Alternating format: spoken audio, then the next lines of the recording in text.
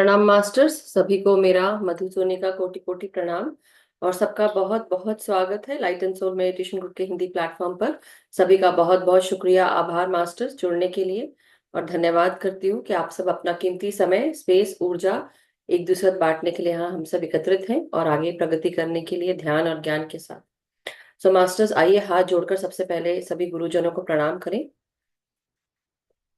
Excuse me।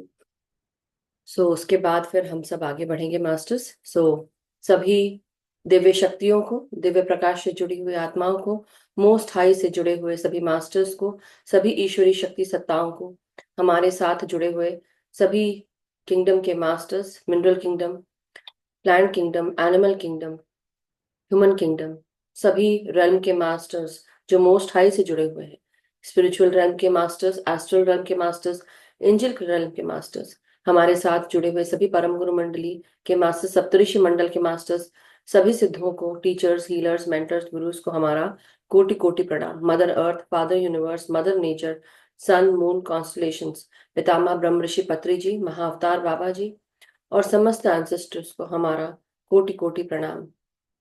और हम सब यही प्रार्थना करते हैं कि आप सबकी कृपा हम पर हमेशा बनी रहे, हम सत्य के मार्ग पर चल सकें और सही रास्ते का चुनाव कर सकें। आपके द्वारा दिया गया मार्गदर्शन हमारे जीवन के लिए बहुत महत्वपूर्ण है। हम आपसे यही प्रार्थना करते हैं कि आपकी चेतना के साथ हम सब हमेशा जुड़े रहें। जो भी ज्ञान, मेधा, बुद्धि आपने पाई, समझ पाई, वो हमें भी मिले। हम सब जो भी जन्म पूर्व योजना, उद्देश्य लेकर आए हैं, उन्हें हम पूर्ण कर सकें और जीवन और आत्मा से जुड़ी हुई यात्राओं के लिए जो हाईएस्ट टाइमलाइन हमने सेट की है, उनके साथ हमें अलाइन करते हुए आगे निरंतर प्रगतिशील रखें। आपका मार्गदर्शन बहुत जरूरी है हमारे जीवन के लिए। इसी तरह हमें निरंतर गाइड करते रहिए और अपनी कृपा, आपकी कृपा हमारे ऊपर हमेशा बनी रहे। हम सबको एक दूसरे का साथ मिलता रहे, हम सब ध्यानी जन आगे बढ़ते रहे, सबको ध्यान से जोड़ते रहे। इसको ध्यान जगत, शाकाहार जगत और मैत्रेय जगत बनाए, पिरामिड जगत बनाए, अहिंसा जगत बनाए, यही मैं कामना करती हूँ। Thank you so much masters, आप सभी का बहुत बहुत शुक्रिया और धन्यवाद जुड़ने के लिए। सो मास्टर्स, आज हमारे साथ पूजा जी हैं और पूजा जी टेक्सास से हैं, जैसा कि आप सब जानते हैं, कई बार आ चुकी भी हैं। सो आज हम गुरु उपदेश ज्ञान सरिता के साथ इस सीरीज के साथ आगे बढ़ेंगे जो पूजा जी ने श्रीपाद श्री वल्लभ, जो इसकी स्टोरी है, साथ ही साथ इस जो मास्टर हैं श्रीपाद श्री वल्लभ, उनकी जो टीचिंग, उनके द्वारा उनके जो जीवन के साथ जो जीवनी है कैसी गई और क्या चल रहा है, क्या कहानी के माध्यम से, हम कथा के माध्यम से जान रहे हैं। So over to you Pooja ji, thank you so much. हम सब अब गुरु उपदेश ज्ञान सरिता की इस श्री पाद श्री वल्लभ के साथ आगे बढ़ेंगे। Thank you so much Pooja ji, welcome. Thank you Madhu ji. आत्मवंदन सभी को, नमस्ते। और आज हम चरितरामृत, श्रीपाद श्री वल्लभ चरितरामृत, श्रीपाद श्री वल्लभ श्री दत्त दत्त प्रभु के सबसे पहले अवतार है। उनका फर्स्ट इनकारनेशन है। उनका जन्म 1300s में हुआ था, 13 सेंचुरी में। जिसका कारण था कि उस जमाने में जो भी धर्म के कारण वाद विवाद शुरू हो गए थे, अछूत और जो भी लाइक जो एक भेदभाव, डिस्क्रिमिनेशन शुरू हो गया था, उसको अंदर से उनको मिटाना था। सिर्फ बाहरी, मतलब बाहर बाहर से ही नहीं, अंदर से प्रेम जागृति करके और इतना सारा नॉलेज देके, विजडम देके उन सारी चीजों को वहां से निकालना था। इसलिए उन्होंने जन्म लिया था। तो हम लोग जानते हैं कि दत्त प्रभु जो तीन उनके फेसेस है, तीन जैसे अवतार है, ब्रह्मा विष्णु महेश, जो अनुसुईया माता के पुत्र की तरह जन्मे थे। तो वो एक्चुअली वो क्यों था? क्योंकि वो बता रहे हैं कि पूरी सृष्टि एक ही है, वननेस, राइट। एक ही शक्ति से चलती है, जो क्रिएटर है, जो उसको संभालने वाला है, और destroyer. Everything is one, that one is you, kind of like us. तो ये बेसिक मैं बता रही थी आपको। तो चलिए हम शुरू करते हैं अध्याय 5वां। तो हमने अब तक बहुत सारे अध्याय देखे हैं, अब ये 5वां अध्याय पे हम आते हैं। यहाँ पे वो बात कर रहे हैं तिरुपति के बारे में। तो शंकर भट्ट जो इस पुस्तक के, इस चरितरामृत के लेखक है, उन्हें ये लेखक होने की जो एक अपॉर्चुनिटी मिली है, वो कैसे मिली है? तो इनको चुना गया है, श्रीपाद वल्लभ जी ने इनको स्पेशली चुना है ताकि ये सारी कहानियां जो उस जमाने में हुई है और जिसका राइट वे से इंटरप्रिटेशन होना चाहिए, ताकि जो मॉडर्न लाइफस्टाइल अभी हम जी रहे हैं उसमें इस इन सारी चीजों का उपयोग हो पाए। क्योंकि अदरवाइज ये स्टोरी की तरह हम लेंगे तो एक स्टोरी बन के रह जाएगी, इससे तात्पर्य क्या लेना है वो समझ नहीं पाएंगे। तो शंकर भट्ट के ड्रीम्स में आके ये रोजाना इंफॉर्मेशन देते थे श्रीपाद श्री वल्लभ, और उनको बताते थे हर एक कहानी। 53 अध्याय है इसमें, उसमें से पांचवा अध्याय हम देख रहे हैं। शंकर भट्ट तिरुपति पहुंच जाते हैं और वहां पे उनके साथ कुछ ऐसे घटनाएं घटती है जो हमारे लिए बहुत इम्पोर्टेंट है सुनने। ओके, इस प्रवास में उनको आगे बताया गया है, इस सफर में बताया गया है कि आपको तिरुपति जाना है, और वो पहुंच जाते हैं। वो कह रहे हैं जैसे ही मैं तिरुपति पहुंच जाता हूँ तब मुझे एक शांतता, अजीब सी शांतता अंदर से फील होने लगती है। वो जगह तो बहुत ही लाइक, वहां पे व्यापारी है, तिरुपति का इतना मंदिर, बड़ा सा मंदिर है, ये सब है, लेकिन अंदर से मुझे जो फील हो रहा था वो बहुत ही शांत, पीसफुल, जो हम बोलते हैं ना, परमानंद उनको मिल रहा था। तो मैं एक बताऊं आपको कि जो तिरुपति टेम्पल है वो कब बना था। एक्चुअली ये स्टोरी में थोड़ा सा हिस्ट्री में देख रही थी। ये बहुत पुराना मंदिर है। लाइक ये कुछ शायद बीसीज में, 800 बीसीज, 300, सॉरी 300 एडी, मतलब आफ्टर एडी मीन्स लाइक तब जब लाइक 3-4 हजार साल पहले की बात है बोल सकते हैं, तब वो बना था। शुरुआत तब हुई थी।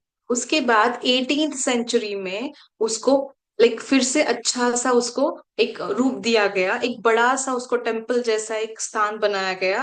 और अब तो हम जानते हैं वहां पे बहुत सारे लोग जाते हैं, दान पुण्य करते हैं, राइट, वो सब। तो मैं क्यों बता रही हूँ ये चीज, 3,000-4,000 साल पहले की ये बात है। मतलब वो रूप पहले ही प्रकट हुआ था विष्णु का, राइट। उसके बाद कितने सारे रूप विष्णु ने लिए हैं। उसमें से एक रूप ये भी है, दत्तात्रेय का जो अवतार है, जो एक श्रीपाद वल्लभ जी के स्वरूप में आया है, वही है। वही नॉलेज हमें डिफरेंट डिफरेंट फॉर्म्स में बताया जा रहा है। So back to the book. यहाँ पे बता रहे हैं कि तिरुपति में जाके शंकर भट्ट को कुछ ऐसा जानकारी मिलने वाली थी जिसके कारण उन्हें पहले ही शांत किया गया, बहुत शांत किया गया। जब वहां जाते हैं वो सबसे पहले ध्यान में बैठ जाते हैं, क्योंकि उन्हें बहुत ज्यादा इंट्यूशन आता है कि ध्यानस्थ होना है, ये अभी जरूरत है ध्यानस्थ होने की।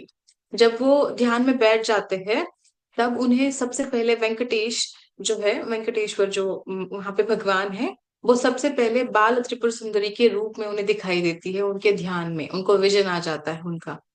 फिर थोड़ी देर में वो एक परमेश्वर के रूप में, लाइक विष्णु मूर्ति के रूप में उन्हें दिखाई देते हैं।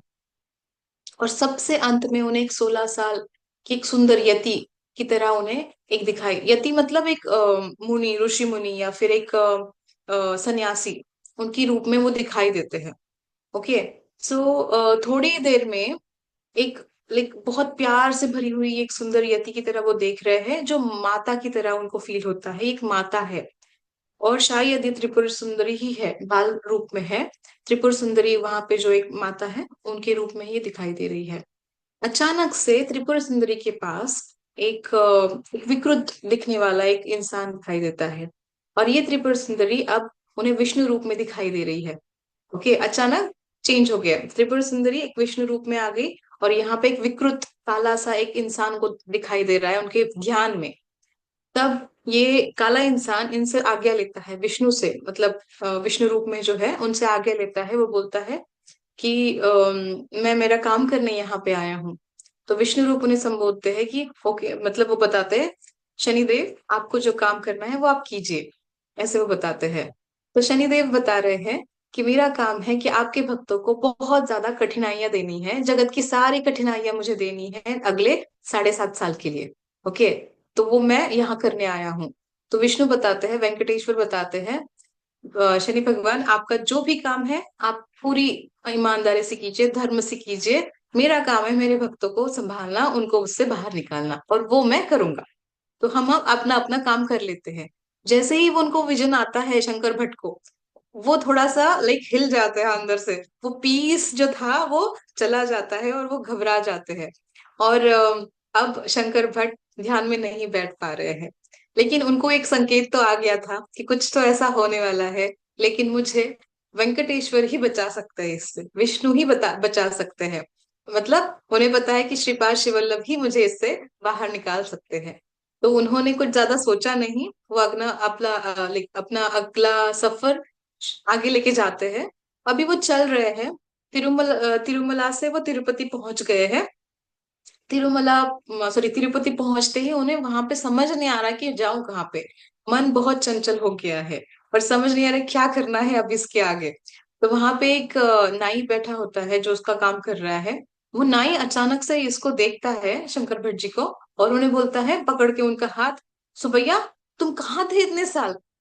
उनको बोलता है, सुबैया 20 साल से तुम्हें हम लोग ढूंढ रहे, तुम कहाँ गए थे। तो शंकर भट्ट थोड़ा सा शॉक हो जाता है, क्या बोल रहे हैं, मैं तो शंकर भट्ट हूँ, मैं इनको जानता भी नहीं हूँ, मुझे सुबैया कैसे बुला सकते हैं। वो बोल रहा है कि नहीं, तुम सुबैया हो, तुम 20 साल पहले भाग गए थे, तुम्हारी पत्नी को यही छोड़ के और अपने माता पिता को यही छोड़ के भाग के चले गए थे।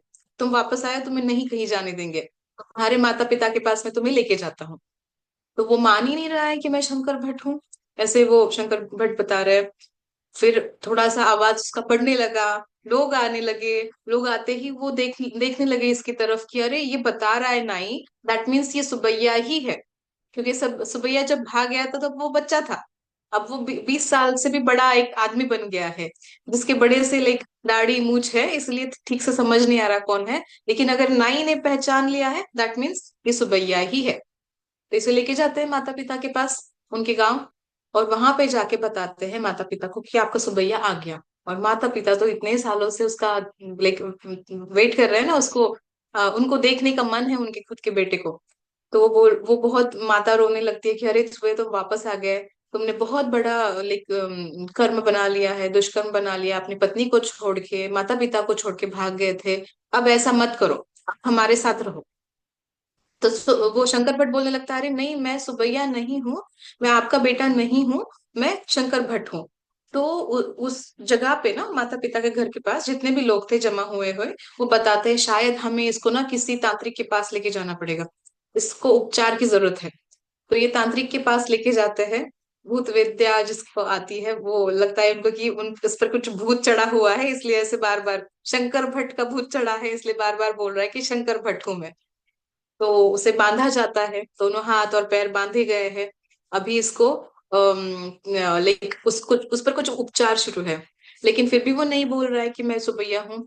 तो उसमें से एक इंसान बताता है, इसकी ना दाढ़ी मूछ निकाल दो, ये लंबे लंबे बाल हो गए उसको निकाल दो, ताकि ये सुबैया की तरह पहले दिखे। तो ये कुछ अलग ही दिख रहा है, सुबैया नहीं दिख रहा है। तो वो उसकी दाढ़ी मूछ निकाल देते हैं और पूरे बाल निकाल देते हैं, एकदम एक टकला बना देते हैं, कुछ नहीं है अभी उसके सर पे। तभी वो तांत्रिक क्या करता है, वो बोलता है मेरे पास एक उपाय है। वो बोलता है मेरे पास एक चाकू है, उससे हम यहाँ पे मार्क करेंगे ताकि वो बता पाए, शरीर को यातना होती है तब वो शंकर भट्ट बाहर निकल के आ जाएगा और सुबैया हूँ ऐसे बोल देगा। तो वो यहाँ पे एक चाकू से घाव लिख कर देता है। जो एक सर जिस पर बाल नहीं है, एकदम ऐसा लाइक स्किन दिखाई दे रही है उसकी, और उस पर चाकू से घाव कर देता है, कितना दर्दनाक चीज है। वो बहुत तड़प रहा है, बहुत तड़प रहा है, लेकिन वो बोल ही नहीं रहा है कि मैं सुबैया हूँ। तब वो तांत्रिक बताते हैं इस पर शायद ब्रह्म राक्षस भी चढ़ा है, जो शंकर भट्ट नाम है उसका। तो ये कुछ लाइक बहुत ही बड़ा है, इसको बहुत ज्यादा उपचार चाहिए। तो वो बोला नहीं नहीं, मैं शंकर भट्ट हूँ, कर्नाटक से हूँ, ब्राह्मण हूँ, मैं भरद्वाज गोत्रीय हूँ, मैं चमक नमक चमक बोल सकता हूँ, मैं संध्या वंदन करता हूँ, मैं एक बहुत साधारण सा इंसान हूँ, मैं ब्राह्मण हूँ। तो इस पर चिकित्सा कुछ हो ही नहीं रही है, तो इसको ना लेके जाते हैं तांत्रिक की उस जगह पे। घर पे नहीं है वो अभी, उसको बेहोश कर दिया जाता है। ओके। फिर उसको ना इतनी यातना दी जाती है, वो बोल रहा है मुझे 3 दिन इतनी यातना शुरू है, लेकिन फिर भी मैं श्रीपाद शिवल्लभ जी का नाम जाप कर रहा हूँ, क्योंकि मुझे एक विजन मिला था, उसमें पता चला था कि श्रीपाद शिवल्लभ जी ही मुझे इससे बचाने वाले हैं। इसकी कुंडली खोली जाती है, कुछ कुछ कर किया जाता है अकॉर्डिंग टू कुंडली, इस पर सारे उपचार किए जाते हैं। उसको बांध के रखा है, उसको पानी नहीं दे रहे अच्छे, मतलब पानी खाना कुछ नहीं दे रहे हैं। अब शंकर भट्ट को लगता है 3 दिन में जो यातना शुरू है उसमें फीलिंग आती है, कहीं ये मुझे मांस नहीं खाने दे, मतलब खाने के लिए ना दे, क्योंकि मैं तो एक ब्राह्मण हूँ और मैं शाकाहारी हूँ, मैं मांस नहीं खा सकता हूँ। तभी ये मन में आते ही उसने नाम लिया लेख श्रीपाद वल्लभ जी का। और वो जो तांत्रिक है वो बोलता है ये जो राक्षस है ना, इसका ना हम इसको सिर्फ घास फूस देने वाले हैं, इसको मांस नहीं देना है। तो शंकर भट्ट थोड़ा रिलीव्ड, राइट, ओके, कि ओके मुझे मांस तो नहीं दे रहे खाने के लिए। तो वो खाना घास फूस देते हैं, कुछ काढ़ा पीने के लिए देते हैं, ताकि इसके अंदर जो राक्षस है वो निकल जाए। लेकिन कुछ चेंज नहीं हो रहा है। तो उसे मारने लगते हैं चाबुक से, बहुत यातना देने लगते हैं। 3 दिन खत्म हो गए, चौथे दिन शंकर भट्ट बहुत बहुत वीक हो गया है। इसको ठीक से खाना नहीं मिल रहा है, पानी नहीं मिल रहा है, इतनी यातना दे रहे हैं। मन ही मन सोचता है कि मैं इतना प्रभु का नाम ले रहा हूँ, जो भी शंकर भट्ट के भक्त हैं उनको इतनी यातना, इतनी नरक पीड़ा कैसे मिल सकती है, क्यों मिल सकती है, क्या हो सकता है इसका कारण। जैसे ही मन में आता है तभी कुछ चेंज हो जाता है। ये बात जब वो सुन रहे श्रीपाद श्री वल्लभ जी या फिर वेंकटेश्वर जी, अचानक से कुछ चेंज हो जाता है। मांत्रिक उसे कोड़ों से मार रहा है अभी भी, ओके, लेकिन शंकर भट्ट का जो पेन है वो मांत्रिक को जा रहा है। जैसे वो मारता है, पेन यहाँ पे आ रहा है, मांत्रिक को समझ नहीं आ रहा ये क्या हो रहा है, ये उल्टा कैसे हो गया अचानक से। फिर वो छोड़ देता है मारना उसे, क्योंकि पेन तो उसको हो रहा है ना। तो वो बाद में क्या करता है, वो घास फूस है, काढ़ा है, वो उसको खाने के लिए देता है, और खुद मांस खा रहा है, बहुत बढ़िया सा एक भोजन खा रहा है, बहुत हैवी जेवन, मतलब खाना खा रहा है। लेकिन धीरे धीरे उस मांत्रिक को ना उसकी विष बाधा होने लगती है, जो वो खा रहा है, और उसे उल्टियां होने लगती है, वो वीक हो रहा है, उसका बॉडी शरीर वीक हो रहा है। और शंकर भट्ट जो खा रहा है घास फूस, अचानक से वो उसे पसंद आ रहा है, वो और मांग रहा है, और वो घास फूस और ज्यादा खा रहा है, वो काढ़ा और पी रहा है। और उस काढ़े से और घास फूस से वो ना हेल्दी होता जा रहा है। उसकी जो जख्म है, वो जो भी उसके जख्में हैं, वो अच्छी होती जा रही है। तो उसे समझ में आने लगता है कि ये श्रीपाद श्री वल्लभ जी की ही लीलाएं हैं। जैसे ही मैंने उनका नाम लेकिन स्मरण करके सरेंडर कर दिया, तब शायद ये चेंज आ गया सारी चीजों में। ओके, अब 5वां दिन आ गया है। 5वें दिन तक वो मांत्रिक बहुत ही ज्यादा वीक हो गया है, वो गुस्से में है बहुत ज्यादा। और वो बता रहा है कि अब मैं इस पर उपचार नहीं कर सकता हूँ, क्योंकि उसे खुद को ही देखना है, खुद ही बहुत वीक हो गया है। वो बोल रहा है शायद इस शंकर भट्ट के अंदर जो है वो ब्राह्मण, जो शंकर भट्ट नाम से खुद को बताता है ना, वो भूत मांत्रिकों से जलता है, मांत्रिकों पे गुस्सा करता है। इसलिए मेरी चिकित्सा इस पर काम ही नहीं आ रही है, वो ज्यादा से ज्यादा गुस्सा कर रहा है। अब इसने कुछ ऐसा कर दिया इस भूत ने कि वो सारा प्रयोग मुझ पर ही हो रहा है, और मुझे वो ज्यादा दर्द दे रहा है। तो इसलिए मैं इस पर कुछ भी अभी उपचार नहीं कर सकता हूँ। वो मांत्रिक चला जाता है। अब पेरेंट्स थोड़ा सा लाइक डर जाते हैं, परेशान हो जाते हैं, अभी इसको क्या करेंगे, सुबैया को कैसे ठीक करेंगे। तभी एक और मांत्रिक आ जाता है। वो बोलता है कि इसको ना थोड़ा सा अच्छा, अच्छे से उसको करना पड़ेगा, जो भी उसको करना है चिकित्सा, और मुझे और पैसे लगेंगे इसके लिए, और खर्चा होगा। अब उसके सुबैया के माता पिता ना सब अपना प्रॉपर्टी बेचने के लिए तैयार है, क्योंकि इससे इनको बेटा अच्छा होना चाहिए, ऐसा उनका है। शंकर भट्ट को समझ में आ जाता है ये मांत्रिक ना सिर्फ खेल खेल रहे हैं पैसों के लिए। इनको सिर्फ पैसे चाहिए इन लोगों से, वो कुछ भी कर नहीं रहे जिससे वो भूत निकल पाए, या फिर कुछ भी ऐसा हो पाए जिसमें जिससे शंकर भट्ट में कुछ चेंज आ जाए। इसने क्या किया, वो जाता है सुबैया के माता पिता के पास, शंकर भट्ट, और बोलता है कि देखिए माता जी, पिताजी, आपको मैं अपने माता पिता जैसा ही समझता हूँ। आपका जो भी है, आपके पास प्रॉपर्टी, जो भी जमीन है, जो भी धन है, उसको मत दीजिए मांत्रिकों को, क्योंकि ये कुछ नहीं कर रहे हैं। इससे अच्छा है कि आप ये आपके पास रखिए और खुश रहिए। मैं आपको अपने माता पिता की तरह ही समझता हूँ। ये सुनते ही उनको लगता है कि शायद सुबैया ठीक हो गया। अब माता पिता बोल रहा है, और लाइक सब कुछ ठीक हो गया, ओके, अभी हमें कुछ नहीं करना है। वो खुश हो जाते हैं। और इसके बाद सुबैया को वो सुबैया की तरह मान के अपना लेते हैं। और शंकर भट्ट को भी ये करना पड़ता है, क्योंकि शंकर भट्ट के पास कोई भी अदर ऑप्शन नहीं होता है, कोई भी चारा नहीं होता है, उसको उस सुबैया के पेरेंट्स को मानना ही पड़ता है, अपने पेरेंट्स सुबैया बन के उनके सामने जाना ही पड़ता है। उस दिन के बाद सिक्स्थ डे आ जाता है, sixth day, okay. Sixth day के दिन उस दिन तक लाइक सब कुछ सुबैया आने के कारण वो जो भी कर रहे हैं ना, लाइक हैप्पीनेस शो कर रहे हैं, काइंड ऑफ अ सेलिब्रेशन छोटा सा। उसके सिक्स्थ डे के दिन सुबैया जो अभी शंकर भट्ट है, वो अपनी पत्नी के साथ, मतलब सुबैया की पत्नी के साथ कमरे में होता है, क्योंकि इतने सालों के बाद वो मिले हैं, राइट, तो एक दूसरे को जानना चाहिए। तब सुबैया जो मतलब शंकर भट्ट है, वो उनके पत्नी को बोलता है, देखिए मुझे नहीं पता मैं सुबैया हूं या नहीं, लेकिन आप क्या समझती है मुझे।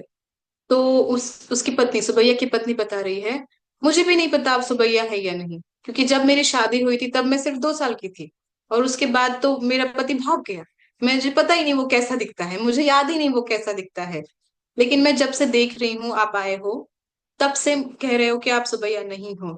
मैं एक ऐसी जवान लड़की हूँ जो कोई भी लाइक एक इंसान, एक आदमी जवान लड़की को देख के उसको मना नहीं करेगा, लेकिन आप मना कर रहे हो। आप एक अच्छे इंसान हो, एक विद्वान हो, और बार बार आपके प्रभु के नाम ले रहे हो और बोल रहे हो कि मैं सुबैया नहीं हूँ। अगर मैं जवान होते हुए भी आप मुझे अपना नहीं रहे हो, तो इसका कोई सोल्यूशन निकालना जरूरी है। मुझे नहीं पता आप सुबैया हो, मेरे पति हो या नहीं हो। इट्स बेटर कि हम आपके जो भी गुरु है जिसका नाम आप ले रहे हो, उनसे पूछ लेते हैं इसका सोल्यूशन क्या है। तो शंकर भट्ट को ये आइडिया अच्छा लगता है, वो बोलता है ये कल्पना अच्छी है, हम शिपाश वल्लभ जी के सामने ही जाएंगे और उनका ही नमन करेंगे और उनसे ही पूछेंगे कि इसका सोल्यूशन क्या है। तो दोनों भी ध्यानस्थ हो जाते हैं, दोनों ध्यान में बैठ जाते हैं और भगवान का नाम लेने लगते हैं। श्रीपाद राजम शरणम प्रपद्ये, ऐसा उसका मंत्र है। वो बोलने लगते हैं कि आपके शरण में आया हूँ, तो मुझे प्लीज हम दोनों को मार्ग दिखाइए, क्योंकि परस्त्री पे दृष्टि जो डालते हैं वो अधर्म हो जाता है।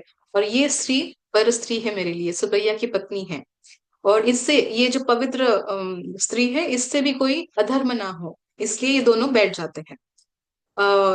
नेक्स्ट डे, सेवेंथ डे आ जाता है, ओके, नेक्स्ट डे आ जाता है। और उस दिन एक एक साधु, एक विद्वान व्यक्ति ना जंगल से आ जाता है। पास का एक जंगल है, वहां से एक आ जाता है अचानक से, कोई बुलाता नहीं लेकिन ऐसे ही आ जाता है। और उसके हाथ में एक ताड़पत्री, ताड़पत्री मतलब जो हैंडमेड पेपर होता है ना, काइंड ऑफ, वो ताड़पत्री का एक ग्रंथ है, वो ग्रंथ दिखा रहा है। और ग्रंथ में उसे वो बोल रहा है, इस ग्रंथ को हम नाड़ी ग्रंथ की तरह बोला जाता है, और इसमें जो शास्त्र लिखा है वो है रमल शास्त्र। इसमें इस रमल शास्त्र में पिछले जन्म का, वर्तमान का और अगले सारे जन्मों का लिखा हुआ होता है। मैं यहाँ पे आया हूँ, तो मुझे आप प्रश्न पूछ सकते हैं। तो सुबैया के माता पिता उनसे पूछते हैं कि ये जो इसका भविष्य है बताइए, मेरे बेटे का, सुबैया का। तब वो उसकी ताड़पत्री ग्रंथ में देखता है, तब वो पहले पास्ट के बारे में बताता है और वर्तमान के बारे में बताता है। तो वर्तमान में जब आता है, तब वो बता रहा है इसका नाम है शंकर भट्ट, और ये है कर्नाटक ब्राह्मण, और ये शिपाश वल्लभ जी का भक्त है, और उनसे मिलने के लिए वो जा रहा है पिठिकापुरम, पूर्वापुरम, ओके। जब ये सुनते हैं सब लोग चकित हो जाते हैं कि ये तो बार बार वही बता रहा था, लेकिन फिर एग्जैक्टली ये क्यों आया है यहाँ पे, और ये सुबैया की तरह क्यों इन्हें संबोधा जा रहा है इस जगह पे।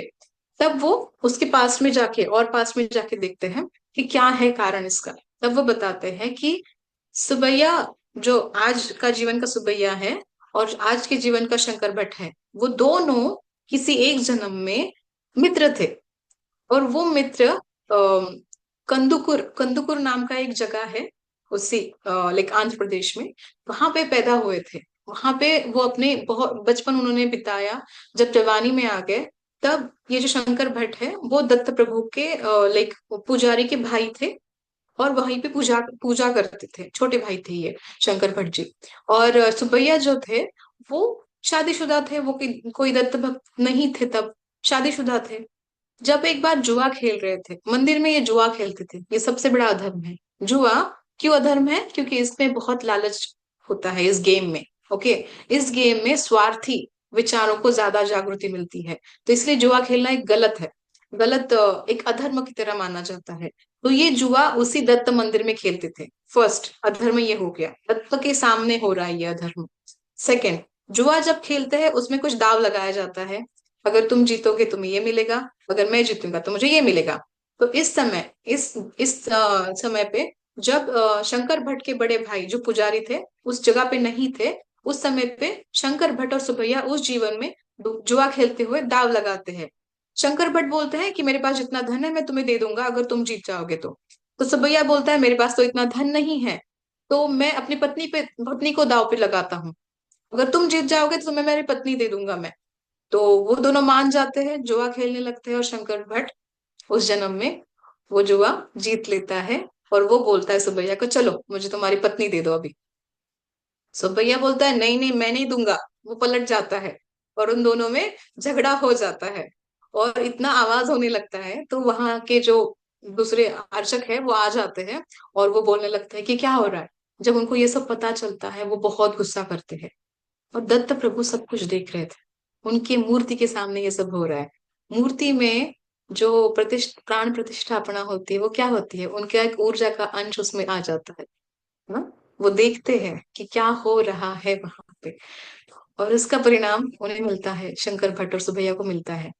पंचायत बुलाई जाती है। सबसे पहले तो जुआ खेलना गलत है। सेकंड थिंग, जुए में अपनी पत्नी को लगाना, दांव पे लगाना सबसे बड़ा अपराध है। तो इसके लिए सुबैया को उसका दंड मिलेगा। और सुबैया को दंड मिलता है कि उसको लाइक उसके पार्ट्स, बॉडी पार्ट्स कट किए जाते हैं और उसे गांव से निकाला जाता है क्योंकि तुमने गलत काम किया है।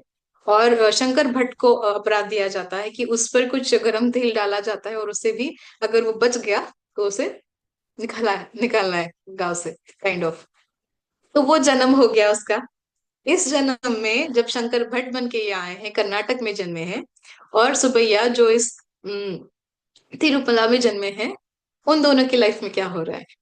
क्योंकि उस समय पे उसने जो अपराध किया था उसे वहां पे भी शिक्षा मिली थी, लेकिन उसमें ज्यादा उसका उसमें चेंज नहीं आया था। उस कर्म को यहाँ पे उसको भुगतना ही था। जब उसकी शादी हो गई, सुबैया की जब शादी हो गई इस जन्म में, तब वो उसकी मानसिक स्थिति खराब हो गई और वो घर छोड़ के भाग गया, ताकि उसे परिवार का और अपनी पत्नी का सुख ना मिल पाए, सांसारिक सुख ना मिल पाए।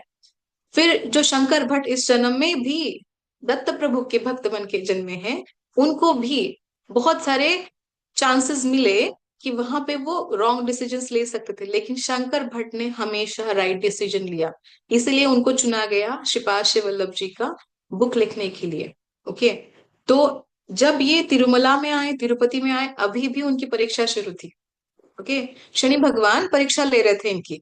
उनको परिवार दिया, शंकर भट्ट को परिवार नहीं था, लेकिन एक ब्राह्मण को, जो एक ब्राह्मण ब्रह्मचारी है, उनको पत्नी दी, सुंदर पत्नी दी। उनको टेस्ट किया गया कि क्या ये लेंगे इसको। अगर ये अपने पत्नी, मतलब उनके परिवार नहीं होते हुए भी किसी और के पत्नी को अपना मान लेते, परिवार को अपना मान लेते, उस प्रॉपर्टी को अपना मान लेते, तो शंकर भट्ट की ये गलती हो जाती और उसका परिणाम उसे भोगना पड़ता। लेकिन शंकर भट्ट ने हमेशा कहा कि मैं शंकर भट्ट हूँ, और हमेशा सरेंडरनेस में रहे कि मैं श्रीपाद श्री वल्लभ जी का भक्त हूँ। ये राइट डिसीजन जो उसने लिया, उसके कारण वो वो साधु बता रहे, उसके कारण इस पर जो शनि की साढ़े साती है, 7.5 साल की, वो 7.5 दिन में खत्म होने वाली है। ओके, आज का 7वां दिन है। वो बता रहे हैं कि इस रमल शास्त्र को पढ़ने के नेक्स्ट डे मॉर्निंग में सुबह ये वापस आ जाएगा इस जगह पे। ये इस पर लिखित है, ये भविष्य है। ओके, इन्होंने बता दिया, वर्तमान बताया, लाइक भूतकाल बताया और भविष्य भी बता दिया। और 7.5 दिन जब खत्म हो जाएंगे, तब शंकर भट्ट की ये 7.5 साल के बजाय 7.5 दिन में खत्म हो जाएगी। एक बहुत ही सुंदर स्टोरी है इस पुस्तक में। अगर आप लेना चाहते हो तो स्टोरी की तरह लीजिए, या फिर इसको एक मैसेज है आपके लिए। अगर आपके सामने कोई भी ऐसी सिचुएशन है जहां पे आपको लाभ ज्यादा होने वाला है, फाइनेंशियल गेन, ओके, या फिर कोई भी 3D वर्ल्ड से जुड़ा हुआ मटेरियलिस्टिक गेन होने वाला है, बट वहां पे धर्म नहीं है, धर्म से कोई लाइक हम लोग कैसे बोल सकते हैं, लाइक तड़जोड़ मराठी में बोलते हैं, लाइक एडजस्टमेंट, हाँ, एडजस्टमेंट मेरे करना पड़ को रहा है यहाँ पे। You have to think about it. अगर आप स्पिरिचुअलिटी में आ गए हो, आप ध्यान करते हो, बोल रहे हो कि हम धर्म से चलेंगे, यू शुडंट डू दैट। आपको एडजस्टमेंट नहीं करना है, आपको कोई भी रूल को मोड़ना नहीं है, आपको रूल से ही जाना है, क्योंकि that is for your good. Okay, आपके ही ग्रोथ के लिए वो अच्छा रहेगा। अभी के लिए परेशानी है, जैसे शंकर भट्ट ने पहले 3 दिन नरक यातना भोगी, फिर चौथे पांचवें दिन भी उसकी यातना थी लेकिन कम थी, लेकिन हमेशा वो सरेंडरनेस में थे, उनको उसका फल अच्छा मिला। तो आगे वो बताते हैं कि भगवान को साक्षी रखकर उसके सामने अगर कोई भी झूठी कसमें खाता है, अधर्म करता है, तो उन्हें दत्त प्रभु उनकी सही जगह दिखाते हैं, उनको उनकी सजा का भुगतान करना पड़ता है, उनको सजा मिलती है। कर्म फल अत्यंत सूक्ष्म तरीके से मानव के जीवन में आते हैं, उसको प्रभावित करते हैं। सच को अच्छी तरह समझकर मानव को हमेशा सत्कर्म ही करना चाहिए और दुष्कर्मों से दूर रहना चाहिए। ये मैसेज है। और एक मैसेज मैं यहाँ से पढ़ना चाहती हूँ, आप प्लीज इसको बहुत ध्यान से सुनिए। शंकर भट्ट बताते हैं ये जो पूरी घटना हुई है, जो भी इनके साथ हुआ, सुबैया के परिवार से मिलना वगैरह ये सब कुछ, वो बोल रहे हैं मेरे जीवन की हर घटना, मैं अभी जान चुका हूँ कि मेरे जीवन की हर एक घटना प्रभु की आज्ञा से ही हो रही है। This is for us as well masters. अगर आपके जीवन में अभी कुछ हो रहा है या फिर मेरे जीवन में अभी कुछ हो रहा है, तो ये मैसेज आपके लिए है और मेरे लिए है। मेरे जीवन की हर एक घटना प्रभु की आज्ञा से ही हो रही है। सुबैया के घर में बीती हुई घटनाओं से मैं जान गया हूँ कि जात पात, कुल, मत आदि को ज्यादा महत्व देना नहीं चाहिए। ओके, एक चांडाल ब्राह्मण जात में पैदा हो सकता है, मतलब एक चांडाल ब्राह्मण जात पे पैदा हो सकता है, और एक ब्राह्मण चांडाल जन्म ले सकता, मतलब छोटी जात में जन्म ले सकता है। जीवन के पुण्य पाप पुण्य का ढेर जन्म जन्मांतर के कर्म प्रवाह में बहता जाता है। So this is really important message from this story, कि जो भी कर रहे हो बहुत अवेयरनेस से कीजिए, प्यार से कीजिए, बहुत प्यार से। जो भी प्यार से करोगे ना, उससे सब कुछ अच्छा ही आउटपुट आपको मिलेगा। ये समझने के लिए आपको लगेगा ये बहुत फिलोसॉफी है, फिलोसॉफिकल है, नहीं है ना, बहुत इसमें है कि पुस्तकी ज्ञान है। एक्चुअली ये बहुत इजी है समझने के लिए, बस प्यार से ही तो करना है, कॉम्प्लिकेट नहीं करना है चीजों को, ताकि आप सत्कर्म कर रहे हो। ओके, सत्कर्म से आपको अच्छा ही फल मिलेगा, जब मिलेगा तब मिलेगा, लेकिन अगर अभी आप प्यार से करोगे तो उस पल का जो आपका एंजॉयमेंट है, फन है, वो भी आप एक्सपीरियंस कर पाओगे without any pain and suffering. तो बोथ वे से विन विन ही है ना मास्टर। अगर प्यार से कुछ भी करोगे, फन है, एंजॉयमेंट है, और उसका फल भी बहुत अच्छा ही आएगा अगले जन्म के लिए, या फिर इस जन्म में जो भी फ्यूचर है के लिए। सो बेसिकली इसका एक जो मैसेज मुझे देना था आपको, वो मैंने आपको दे दिया। एक छोटी सी और एक छोटी सी स्टोरी उसमें से, उसमें भी एक बहुत अच्छा मैसेज है, इसलिए मुझे बताना है आपको।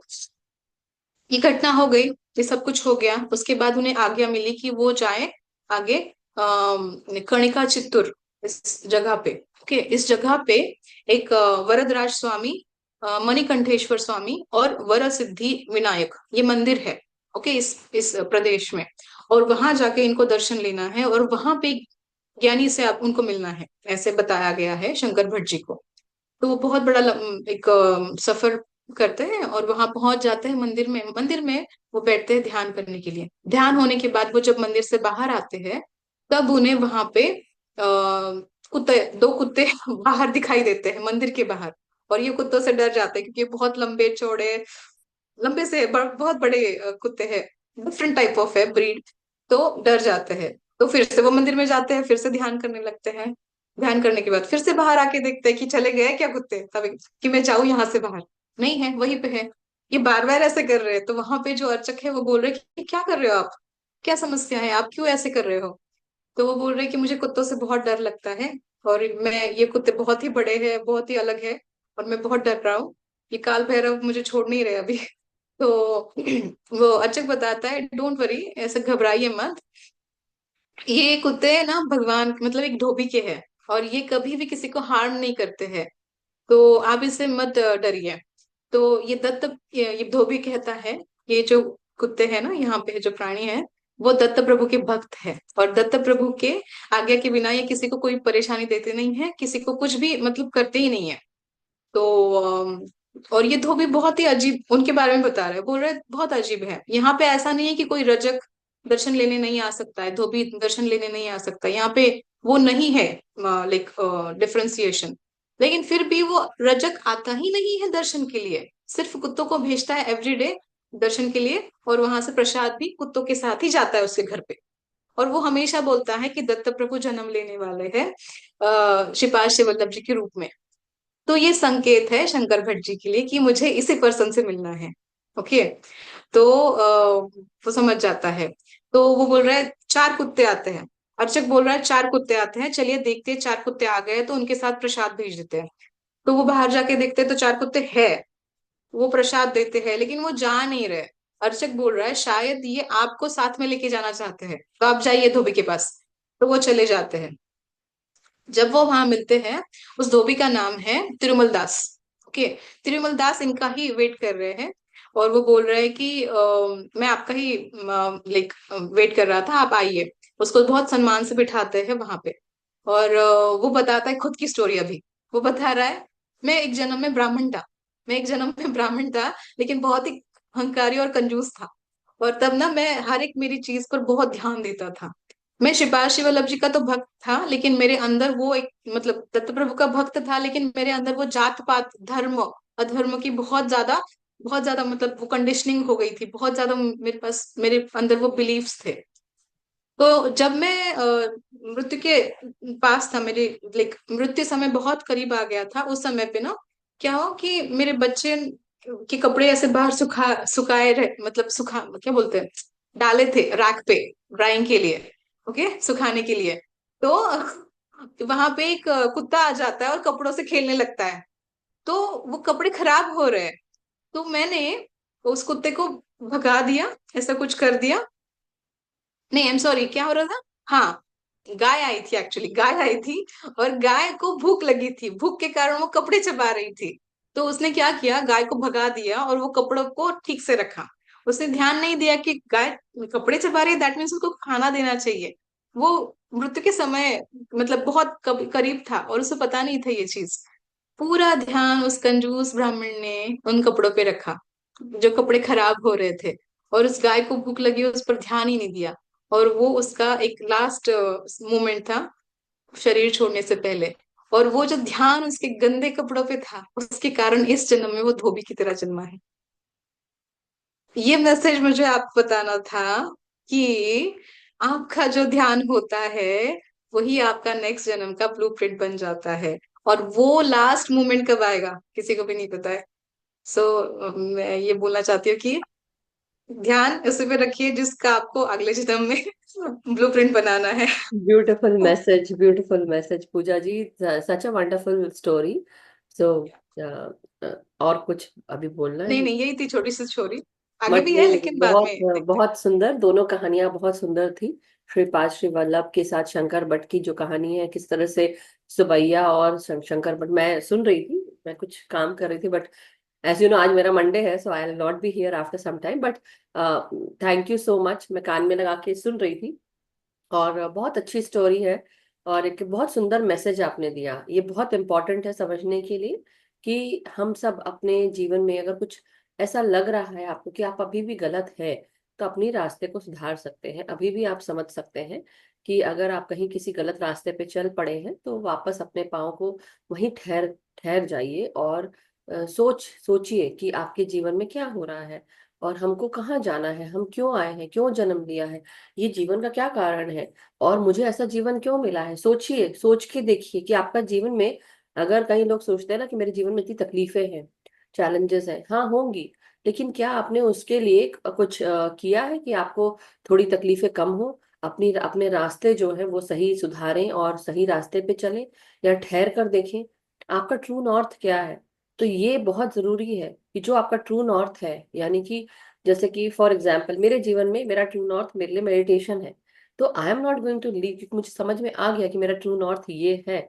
आपके जीवन में ऐसी कौन सी चीज है जो आपको बहुत बेनिफिट करती है, जब भी आप उसको करते हैं तो आपको बहुत बेनिफिट इन द सेंस कि आपको स्पिरिचुअल रेंज से, देखिए हर इंसान को सोल लेवल से उसको, आई मीन एक फिजिकल लेवल में हम जरूर जी रहे हैं, हम फिजिकल बॉडी है, लेकिन उसके अलावा हम एक सोल भी है, और सोल के साथ साथ हर इंसान को स्पिरिचुअल रेंज के साथ आगे बढ़ना है। उसका एम जो है, फाइनल जो एम जो फोकस है वो कहाँ होना चाहिए, स्पिरिचुअल रेल्म, स्पिरिचुअलिटी की तरफ। यानी कि सोल को लिबरेट करने से पहले सोल को वो ज्ञान देना, और अगर कुछ हमने गलतियां की हैं तो उसको सुधार कर हम सही रास्ते पे आ जाए। क्योंकि जब तक कि हम सही रास्ते पे नहीं आएंगे, हम ये लेसन्स, यानी कि ये एक्सपीरियंस, लेसन्स नहीं, लेसन्स तो मिल रहे हैं लेकिन ले नहीं रहे ना, एक्सपीरियंसेस होते रहेंगे, हमको उसी तरह के रिकरिंग एक्सपीरियंसेस होंगे। आप चाहते हैं कि आप अपने लाइफ के एक ऐसे मोड़ पर आए जहां पर आप उस एक्सपीरियंसेस को छोड़ के नए दिशा में आगे बढ़े, और ये सारी चीजें ना हो आपके साथ, तो डेफिनेटली आपको अपना रास्ता देखना चाहिए। दो रास्ते जरूर आएंगे, एक रास्ता आपको सही रास्ते पे लेके जाएगा, दूसरा रास्ता आपको खराब जगह पे लेके जाएगा। तो आप किसको चुनेंगे, ये आपके हाथ में है। Your choice is very important, really बहुत इंपॉर्टेंट है। चांस आप सबको दे सकते हैं, लेकिन चूज किसको करना है वो तो वही जान सकता है, किसको सही चूज करना है या गलत चूज करना है। और ये जो पहली कहानी थी वो बहुत सही कहानी थी, बहुत इंपॉर्टेंट था इसको समझना। और जो दूसरी कहानी थी कि हमें संकेत देते हैं ईश्वर, हर समय संकेत मिलते हैं, हर जगह से संकेत मिलते हैं, लेना, देखना, नहीं लेना, नहीं देखना, ये आपके ऊपर है। समझना, उसको समझाने वाले भी मिले, वो बोल रहा है ना कि कोई और आके बोल रहा है कि देखो ये तुमको शायद संकेत दे रहे हैं कि आपको इसके घर जाना है, राइट। वो क्यों है, क्योंकि लोग आएंगे, आपको लगेगा अरे ये इंसान तो कुछ भी नहीं है, फिर भी ये आके मुझे बोल रहा है, अरे मैसेज ले लो। कई बार ऐसा होता है कि हम सोचते हैं कि इसलिए मैं कई बार बोलती हूँ ना सबको कि अगर छोटा बच्चा भी आके ज्ञान दे रहा है ना, ले लेना चाहिए। क्यों, क्योंकि उसकी बात यही है कि वो कहीं ना कहीं ईश्वर उसके मुंह से बोल रहे हैं, कब बोलेंगे क्या होगा, हम किसका हेल्प कर रहे हैं नहीं कर रहे हैं। और जो ब्लू प्रिंट आपने बात बोली, द बेस्ट, ये मेरे को बहुत मजा आ गया। मतलब जिस तरफ आपका ध्यान है, तो मैं कई बार बोलती हूँ ना, अपने जीवन पर अपना ध्यान लगाओ, अपने आप के इसमें ध्यान लगाओ। अपनी घास कितनी हरी है उसको पहले पानी दो, दूसरों की घास कितनी हरी, और देख देख के आप उसको जलो भुनो, उसको पानी दो। मतलब आप ऊर्जा तो उसी को दे रहे हो ना, तो अपनी घास को क्यों नहीं पानी देते हो भाई। मैं तो यही बोलूंगी। So very important stories, and thank you so much for such a beautiful message, Pooja ji. Awesome. किसी का कुछ अगर कहना हो, बोलना, सुनना, करना, या हम ध्यान में जाए, जैसा भी है, अब ये पूजा जी जाने और पूरा ग्रुप जाने। नहीं नहीं नहीं, ऐसी बात नहीं है, मैं हूँ यहाँ पे, I here, but I mean to say कि मास्टर्स अगर कुछ क्वेश्चंस हैं आपके या कुछ कहना है तो आप लोग उसको जरूर ध्यान दें, पूछें। और अदरवाइज दोबारा इस रिकॉर्डिंग को जरूर सुनिएगा, कहानी बहुत इंपॉर्टेंट है। कई बार कहानियों के माध्यम से हम बहुत कुछ सीख जाते हैं, moral stories, moral of the story ऐसा भी सोच समझते हैं। तो बहुत बहुत इम्पोर्टेंट है। ओके। यस, ऐसे स्टोरीज तो हमने बहुत सुनी है, लेकिन जब हम ध्यान में आते हैं और उस चीज को समझते हैं, वो एक डिफरेंट नॉलेज मिल जाता है, विजडम मिल जाता है, बोल सकते हैं उसको, ज्ञान ज्ञान मिल जाता है और हम वो करने लगते हैं। मैं एक एक्सपीरियंस बताती हूँ। अभी रिसेंटली मैंने ना छावा मूवी देखी है। आपने भी देखी होगी किसी ने तो। नहीं सुना है, थोड़ा बीच बीच का बिट्स सामने चल रही है और मैं काम कर रही हूँ तो नहीं देख पाती, मगर ठीक है, थोड़ा बहुत बिट्स एंड पीसेस मैंने मैंने। देखी हाँ, लेकिन छावा एक मूवी। चीज है कि जब हाँ। और ये मुझे देख के मेरे रोंगटे खड़े हो गए, क्योंकि मैंने कई बार ना उसके पिक्चर नहीं देखी एक्चुअली, मैंने, हाँ मैंने क्या देखा, मैंने देखा कि लोग मूवी थिएटर्स में मूवी जाके देख रहे हैं, लेकिन जैसे ही मूवी शुरू होती है, खत्म होती है, आई एम नॉट श्योर खत्म का था कि वो एंड का, शुरू का था, वो लोग छत्रपति शिवाजी के नाम से चिल्लाकर, वो उनको कैसे, अगर आप उनको इनवाइट करेंगे एक महाराज को, वो शुरू, बाप रे, मेरे को तो बोलते हुए भी रोंगटे खड़े हो रहे हैं। वो इस तरह से चिल्ला के और उनका आगाज करना, उनको बुलाना, और और वो छोटा सा बच्चा एक कर रहा था, मैंने वो देखा शॉर्ट्स में। मेरे को लिटरली, मतलब वो रो रहा है छोटा सा बच्चा, उसको कितनी नॉलेज होगी सोचो। मतलब मैं सोच रही हूँ कि छत्रपति शिवाजी ने, या ये हमारे जो वंशज पूरे। लक्ष्मीबाई, ये सब भी बोलेंगे, कितनी सारी चीजें हैं, इतना करेज, इतना valour, strength. Oh my God, पूरे महाराष्ट्र के सभी लोगों को मैं नतमस्तक हूँ कि ब्रिटिशर्स को भगाने के लिए और भी बहुत सारी चीजें करने के लिए कितना दमखम चाहिए होता है, कितनी स्ट्रेंथ चाहिए अपने जीवन पर खेलकर, और वो पूरे पर्वत को चढ़ना घोरपड़ के साथ, ओ माय गॉड, अमेजिंग। यस। अभी उसने, आप बताएं क्या आप बोल रहे थे, सॉरी। ये जो स्टोरी मैं बताना चाहती हूँ, इस मूवी में इतना सुंदर दिखाया गया है। एंड के बारे में बताती हूँ। And okay. लाइक देखी नहीं है तो थोड़ा सा स्पॉइलर अलर्ट अलर्ट की हो रहा है क्योंकि मैं बताऊंगी तो मेरा इस हिसाब से बताती हूँ। उसमें संभाजी को कैप्चर किया जाता है क्योंकि उसके ही घर के लोगों ने कुछ किया वहां पे कि उसकी इंफॉर्मेशन औरंगजेब को मिल जाती है, तो इसको कैप्चर किया गया है। जब इसे पता चलता है किसकी वजह से कैप्चर हुआ है, तो उसकी तरफ सिर्फ वो बहुत हंसता है, और उसको समझ में आता है कि क्या और कैसे और सब कुछ, और वो चला जाता है आगे। जब उसे औरंगजेब के सामने लिया जाता है तो उसके दोनों हाथ ऐसे पकड़े, मतलब बांध के रखे हैं और पैरों को बांध के रखा है, ताकि वो इतना लाइक बहुत ही एंग्री था, देन बहुत ही करेजियस वो पर्सन था, जिससे कोई भी डर जाता था। उसका ऑरा ही ऐसा था, बोल सकते हैं राजा की तरह। तब वो औरंगजेब बोलता है, औरंगजेब बहुत बूढ़ा राजा था, उसने बोल के रखा था कि तुम्हें मारने के बाद ही मैं वो पगड़ी पहनूंगा। ओके। उससे पहले नहीं पहनूंगा। तो वो बोलता है तुम मेरे सामने ना मृत्यु की भीख मांगो। ओके। तुम हम्म। मांगोगे, मैं तुम्हें तड़पता देखूंगा, खुश होऊंगा, और मैं तब पकड़ी पहनूंगा। तो चंबाजी बोल रहा है मैं तो ये करूंगा नहीं। तुम राजा हो, तुम मुझे पकड़ के लेके आए हो, मैं तुम्हें रोक नहीं सकता हूँ, तुम्हें जो करना है वो करो, मैं तो मृत्यु की भीख नहीं मांगूंगा। ओके। और वो बहुत कम डायलॉग्स है लेकिन बहुत अच्छे डायलॉग्स हैं। और वो बोलता है कि नहीं तुम्हें तो मांगनी पड़ेगी, तब तक मैं तुम्हें मारूंगा नहीं। तो उसको बांध के रखा है, 2-3 दिन हो गए शायद वहां पे, ऐसे टाइमलाइन नहीं है लेकिन बहुत दिन टाइम समय हो गया, लेकिन वो कुछ कर ही नहीं रहा है। तब एक सेकेंड ना। तब क्या होता है कि वो जो उनकी बेटी है औरंगजेब की, वो आ जाती है और बोलती है कि इस पर्सन के ना नाखून निकालो, नेल्स निकाल दो सारे हाथ में से, ताकि इसको दर्द हो, वो तड़पे और वो सुन पाए औरंगजेब, और उससे तो एटलीस्ट मार दिया जाए। तो वो निकालने आ जाता है पर्सन, और ये सो रहे हैं। तब खड़े खड़े सो रहे संभाजी, उठ नहीं रहे थे, तो उनको उठाया जाता है। तो जैसे उठते हैं ना वो सारे, लाइक वो लायन कैसे रोर करता है, काइंड ऑफ आवाज होती है उनके उठने से। वो सारे सिपाही डर जाते हैं, जो पर्सन निकालने के लिए आता है वो डर जाता है। ओके। तो देखता है सिपाही के पास संभाजी, और बोलता है कि तुम्हें जो बोला गया है, सिर्फ देख के तुम्हें जो बोला गया है वो करो, ऐसे करो। ओके। फर्स्ट ऑफ ऑल, जब ये होता है मुझे फीलिंग आया कि उसने ऑलरेडी फॉरगिव कर दिया उसको, जो करने वाला है वो कर्म।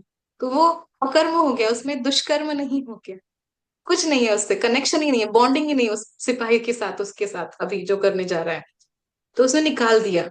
एवरी टाइम जो पेन हो रहा है ना, वो बोलता है जगदम्ब, जगदम्बा माता, लक्ष्मी माता उसका नाम लेता है जब भी वो निकाल रहा है। संभाजी बहुत जोर से बोलता है जगदम्ब, मतलब सरेंडरनेस, की माता तुम्हारे शरण में हूँ, जो पेन है उसको तुम ले लो। और सेम टाइम उसकी वाइफ, संभाजी की वाइफ, उसके घर पे मेडिटेशन में बैठती है, और वो शी इज फीलिंग टेलीपैथिकली, वो फील कर पा रही है कि संभाजी के साथ क्या हो रहा है।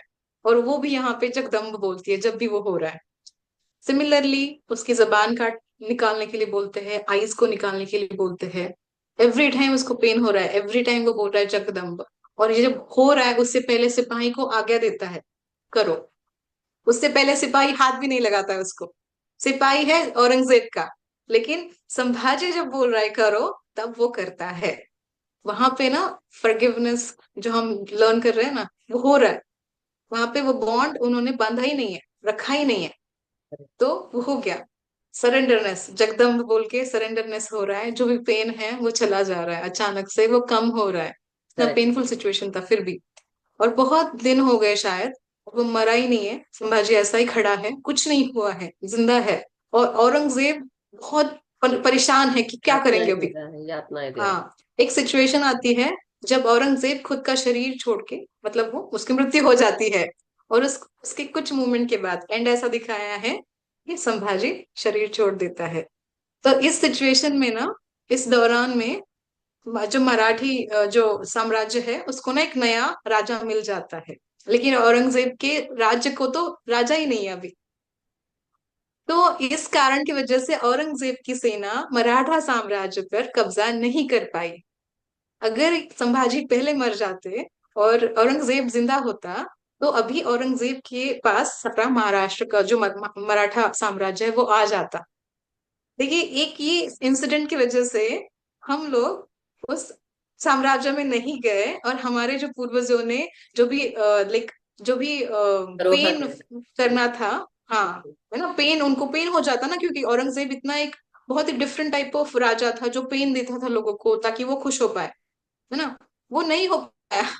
So it's kind of a sold story बोल सकते हैं उनका। यस, और वही बात है कितने कि अमेजिंगली हो गया। बहुत अमेजिंग तो मैं नहीं बोलूंगी, मतलब अमेजिंग लग रहा है हमको सुन के, लेकिन जो यातना उनको मिली है उसके सामने बहुत तो हुई। हम, मतलब इट्स मतलब रोंगटे भी नहीं, मैं बोलूंगी कि हमारी आत्मा को बाहर निकालने वाली यस। यातना इस तरह से दी यहाँ पे गई है। मुझे ये कहना है, क्यों मुझे याद आया ये मूवी जब मैं ये पढ़ रही थी, क्योंकि जो हम स्टोरी की तरह यहाँ पढ़ रहे हैं वो मूवी में भी देख रहे हैं, वो कहीं और भी हो हुआ रहा है, होगा। बिल्कुल हो रहा है ना। होगा, हुआ है। कितने बार, कितनी सारी वो एक और है ना, एक और स्टोरी थी। एक लेडी थी जिसको हर तरह की यातनाएं दी गई इसी अपने भारतवर्ष के लिए, कि उसको करने के लिए, और उसको बोला कि तुम स्पाई हो। तो उसको हर तरह की यातनाएं दी गई, मतलब हर तरह की, मतलब हर तरह की। नग्न कर दिया, कपड़े उतार दिए, छिन्न भिन्न कर दिया, बाकी भी चीजें कर दी, लेकिन उसने मुंह नहीं खोला। तो मैं सिर्फ यही बता रही हूँ कि मास्टर्स, जब आती है बारी लाइट एंड लाइट्स की लड़ाई लड़ने के लिए, तो आप क्या करोगे? तब आपको हर तरह के, जो कृष्ण भगवान बोलते हैं कि अगर तुम झूठ से लड़ने के लिए तुम थोड़ा झूठ भी बोल दो तो कोई बहुत बड़ी बात नहीं है, इसलिए समझने की बात है। उन्होंने तब जब जैसे एक बात है कि अपनी पत्नी को दांव पे लगाना, अभी जो कहानी आप सुना रहे थे, राइट, अपनी पत्नी को दांव पे लगाना, ये सबसे बड़ी बात, सबसे बड़ी बुराई वाली बात है, पाप है ये, राइट। और उसके अलावा युधिष्ठिर और जब पांडवों ने अपनी पत्नी को लगाया, द्रौपदी को दांव पे लगा, क्या वो सही था? और कौरवों ने जब ये करा, क्या वो सही था? कोई भी सही नहीं था। लेकिन सही ना होते हुए इतनी सारी, क्योंकि ऐसा कहा जाता है कि हनुमान जी जब लहर पताका पर अर्जुन के साथ उनके रथ पर उसके आ जाते हैं, तो जीत तो संभावित ही है, लेकिन वो अकेले भी लड़ सकते थे। राम भी अकेले बहुत कुछ कर सकते थे, लेकिन जो खात्मा डीमंस का होना है, या असुरों का होना है, या असुरी शक्तियों का होना है, विचारों का होना है, वो नहीं हो पाता। इसलिए पूरा महाभारत रचा गया। उसी तरह से रामायण में भी रावण का खात्मा किस तरह से हुआ, और भी बहुत सारी चीजें हैं, क्योंकि रावण भी ब्राह्मण था। अब इसमें भी जो कहानी बताई गई है, तो ये समझने की बात है कि कौन कौन किस डायरेक्शन में जा रहा है। सबको अपने करने का फल मिलता है। आपने जो भी किया है, आपको कर्म उसको झेलने पड़ते हैं। कई लोग इसी जन्म में झेलेंगे, कई लोग बाद के जन्म में झेलेंगे, लेकिन मिलना तो जरूर है। तो सोच के देखिए कि आप क्या कर रहे हैं। Anyhow masters, thank you so much Pooja ji, बहुत ही सुंदर आज का ये मैसेजेस थे जो आपने हमको बोला। मैंने आपको म्यूजिक शेयर किया है, एंड सो मास्टर्स आप रेडी हो सकते हैं ध्यान के लिए। Pooja ji will take you into meditation, and मैं अब आपको को होस्ट बना चुकी, सॉरी होस्ट बना चुका, मुझे को होस्ट बना दिया, राइट। यस, आशा जी हैं। आत्मवंदन। जी please take care. आत्मवंदन Madhu ji, पूजा जी और सभी को आत्मवंदन। पूजा जी, आपने सचमुच बहुत अच्छी तरह से बताया है, और आपने लास्ट में जो बताया ना संभाजी का, वो सचमुच वो उदाहरण है कि जान जाते हुए भी वो जगदम्ब बोलता है, यानी प्रभु को याद करता है, और उसके सब उसकी पत्नी भी याद करती है। That is marvellous.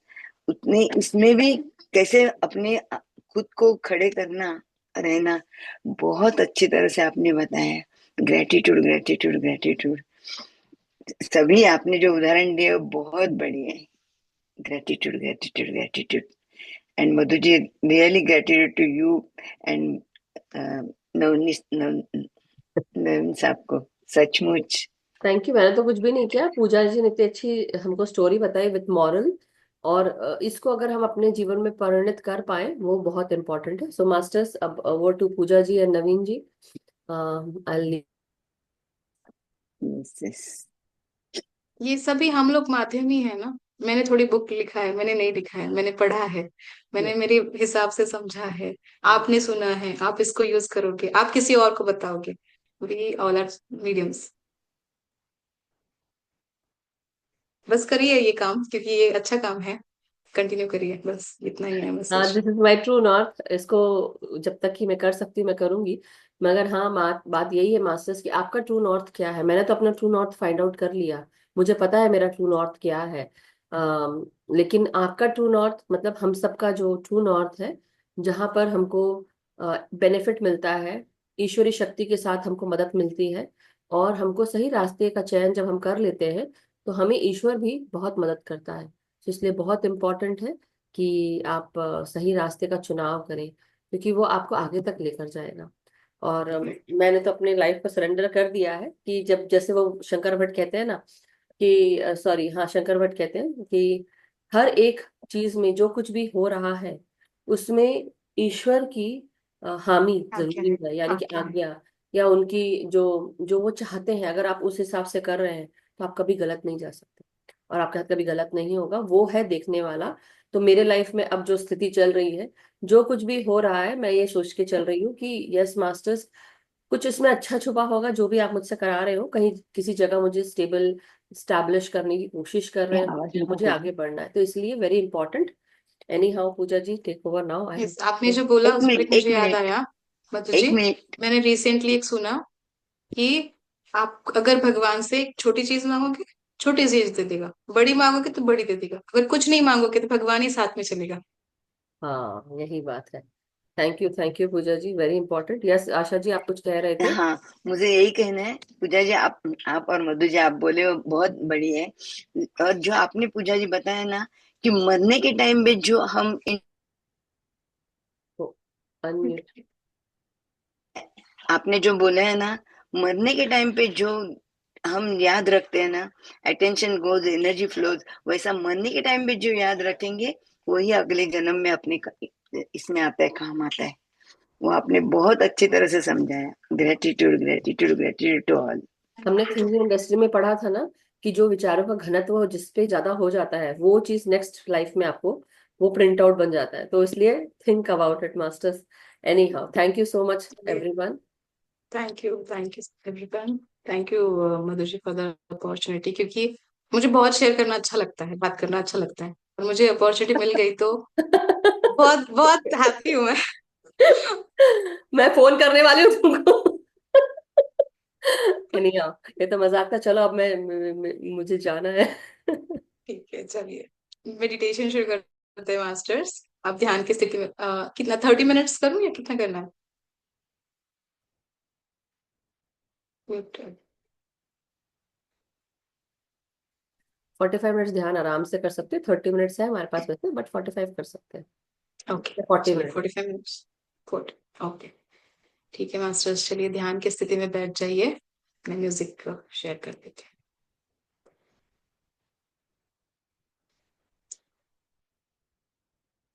पूरा ध्यान अपने श्वासों पे, दोनों पैरों को क्रॉस करिए, फिंगर्स को इंटरलॉक कीजिए, रीढ़ की हड्डी स्ट्रेट रखिए ताकि ऑक्सीजन फ्लो अच्छे से हो पाए, और आंखों को धीरे धीरे बंद करेंगे, कोमलता से बंद करेंगे। अपना पूरा ध्यान श्वासों पे लेके आए।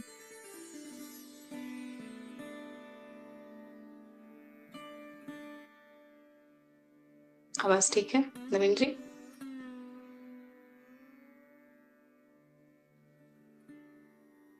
तीन लंबी गहरी श्वासें अंदर लीजिए, take a deep breath in, और धीरे धीरे श्वास बाहर छोड़ देंगे। एक लंबी गहरी श्वास अंदर लीजिए, और धीरे धीरे श्वास को बाहर छोड़ दे। फिर से एक बार एक लंबी गहरी श्वास अंदर लीजिए, और धीरे धीरे श्वास बाहर छोड़ दे। रिलैक्स, कंप्लीटली शांत रिलैक्स्ड होके प्राकृतिक श्वासों पे ध्यान दीजिए, निर्मल कोमल श्वासें।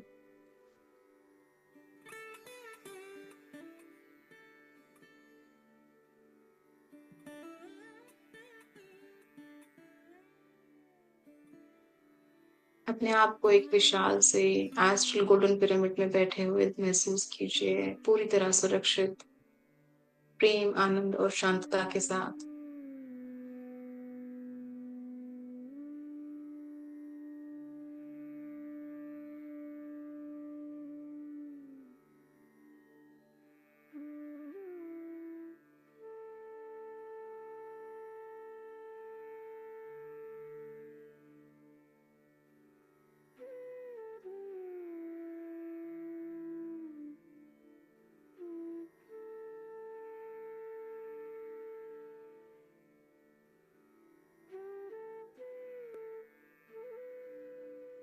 इस एस्ट्रल गोल्डन पिरामिड में आप कर सकते हैं, आवाहन कीजिए आपके higher selves, spiritual guides, angelic guides, सारे divine masters, Shripad Shri Vallabh जी को, दत्त प्रभु को,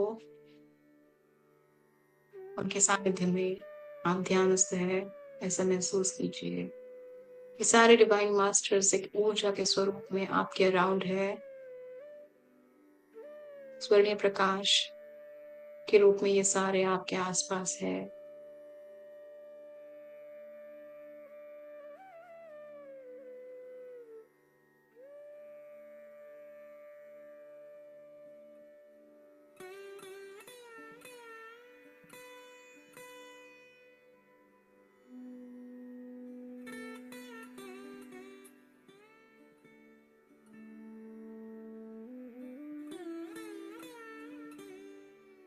अपने डिवाइन मास्टर्स परमात्मा के सानिध्य में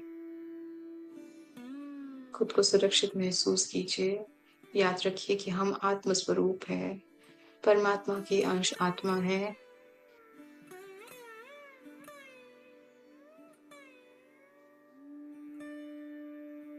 हम लाइट वर्कर्स हैं, मास्टर्स, प्रकाश से बने हुए हम अंश आत्मा है परमात्मा के। हमारे अंदर बहुत ज्यादा प्रेम, करुणा, शांतता, सरेंडरनेस, कृतज्ञता है, उसे महसूस करें।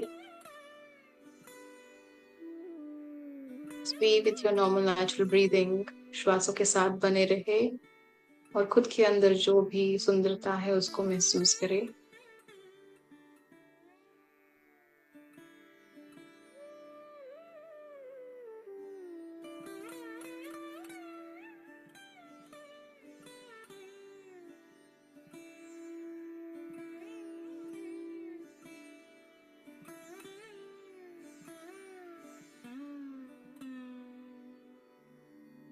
महसूस करें कि यह स्वर्णीय प्रकाश धीरे धीरे शरीर के हर एक अंग में जाके, हर एक कण में, हर एक सेल में जाके आपको रिलैक्स कर रहा है। अपने शरीर को शांत कीजिए। ये स्वर्णीय प्रकाश आपके चेहरे के हर एक भाग को प्रफुल्लित कर रहा है, तेजोमय कर रहा है, ऐसा महसूस करें। अपने गले को, गर्दन को, कंधों को, दोनों हाथों को, हाथों की उंगलियों को स्वर्णीय प्रकाश से भर दे। इन्हें भी तेजोमय कर दे स्वर्णीय प्रकाश से।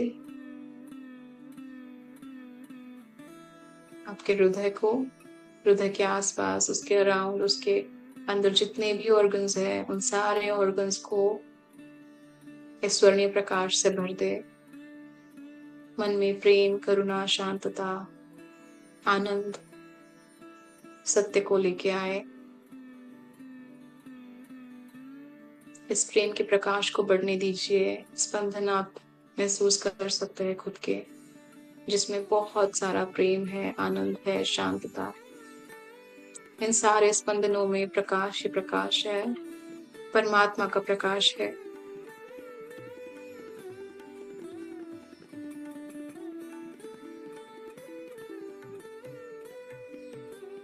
धीरे धीरे स्वर्णीय प्रकाश आपके पेट के सारे अंगों को मिल रहा है, सारे अवयवों को मिल रहा है, आपके रिप्रोडक्टिव ऑर्गन्स को मिल रहा है। महसूस कीजिए शांतता जो पूरे शरीर में आपको मिल रही है। आपकी रीढ़ की हड्डी जो एकदम स्ट्रेट है, उसमें से ऑक्सीजन का जो भी प्रवाह हो रहा है, उसके साथ स्वर्णीय प्रकाश पूरे शरीर में जा पहुंचा है। इस रीढ़ की हड्डी से आपके शरीर रूपी वृक्ष के जो भी जड़े हैं वो पृथ्वी माँ से जुड़ गए हैं। खुद को पृथ्वी माँ से जुड़े हुए महसूस करें। पृथ्वी माता से जो प्रेम मिलेगा, आनंद मिलेगा, उसे भी आप ले लीजिए। उससे खुद को शांत कर लीजिए, आपकी ऊर्जा को संतुलित कर दीजिए। दोनों पैरों से ये स्वर्णीय प्रकाश बह रहा है, उसे महसूस करें। पूरी तरह तेजोमय होके, प्रकाश में ढल के, इस ध्यान की स्थिति में बैठ के भगवान के सानिध्य में खुद को एक चिन्मयानंद बना दीजिए।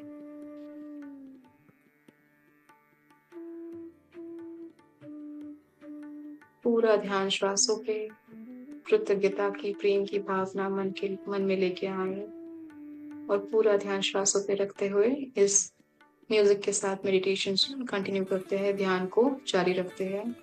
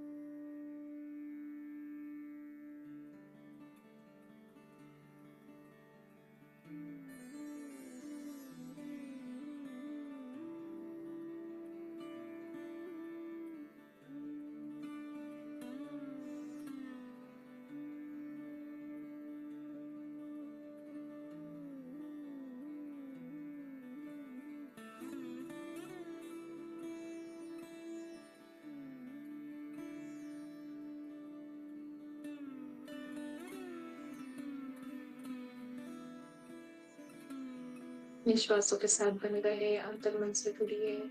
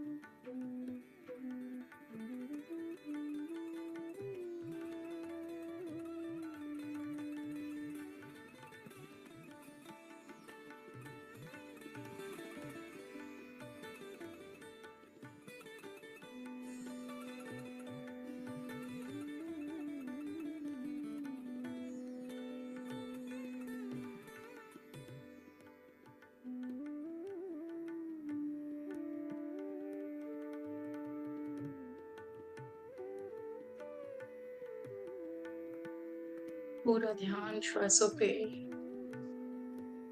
अंतर मन से जुड़िए, परमात्मा से जुड़िए।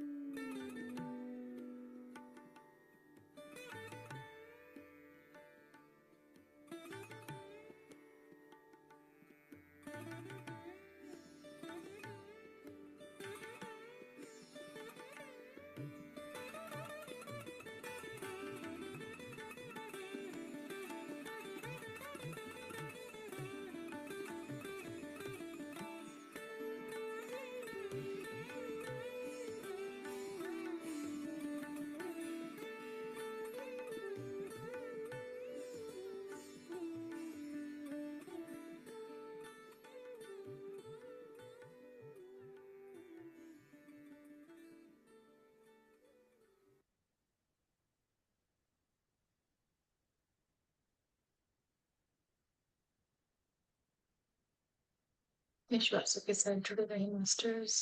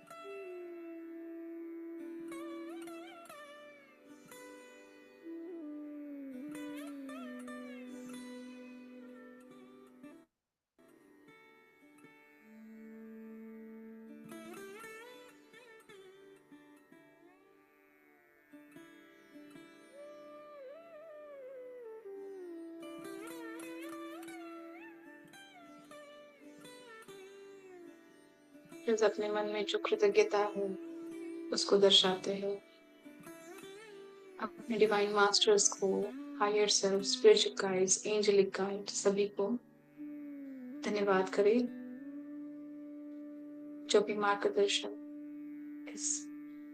इस आत्मा की यात्रा में हमें देते हो। उन सारे एक्सपीरियंसेस को, अंडरस्टैंडिंग को, विजडम को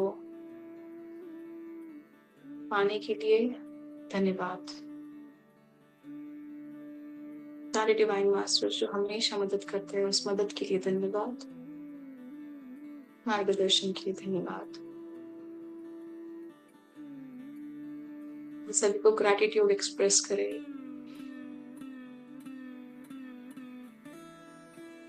धन्यवाद कीजिए अपने परिवारजन को, माता पिता को, भाई बहनों को, जीवन साथी को, बच्चों को, परिवार के हर एक सदस्य को, जाने पहचाने लोगों को जो इस जीवन में हमें बहुत कुछ सिखा रहे हैं। धन्यवाद करें उन सभी को पूरे मन से। धन्यवाद कीजिए सारे पंच महाभूतों को, अग्नि, वायु, जल, आकाश, पृथ्वी, ये जो सारे तत्व है हमारे अंदर भी है और हमारे आसपास पूरे सृष्टि में है, जो हमें सुविधाएं देते हैं, ज्ञान देते हैं, आनंद और प्रेम का महत्व समझाते हैं। अपने गुरु, अपने मित्रों को धन्यवाद करें।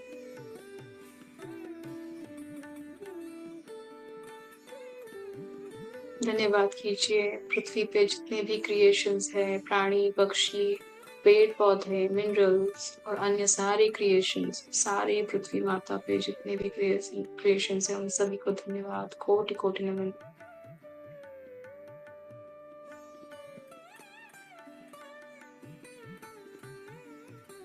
धन्यवाद करें खुद के शरीर को, शरीर के हर एक अंग को, हर एक सेल को, हर एक नर्व, हर एक ब्लड स्ट्रीम, हर एक भाग को धन्यवाद करें। सिर से लेके पैरों की उंगलियों तक जितने भी अवयव है, नर्व्स है, immune system, cell system, nervous system, सारे पूरे शरीर को धन्यवाद करें। इस शरीर की वजह से जो भी सीखने के लिए मिल रहा है आत्मा को, वो अद्भुत है। तो पूरे शरीर को धन्यवाद करें, हर एक श्वास को धन्यवाद करें। धन्यवाद करें उस जगह को जहाँ पे आप बैठे हैं।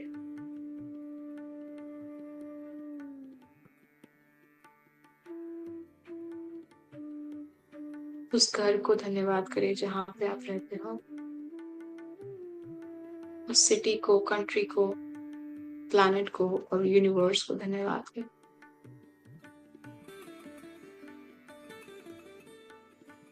अंत में समय को धन्यवाद करते हैं, हर एक पल को धन्यवाद करते हैं, हर एक घटना को, सिचुएशन को, इवेंट को धन्यवाद करते हैं जो जीवन में आए, बहुत कुछ ज्ञान दिया, विजडम दिया, अनुभव दिए, हमारे इस आत्मा की यात्रा में हमें आगे बढ़ने के लिए मदद की। इन सारे सिचुएशंस में धन्यवाद, धन्यवाद, धन्यवाद।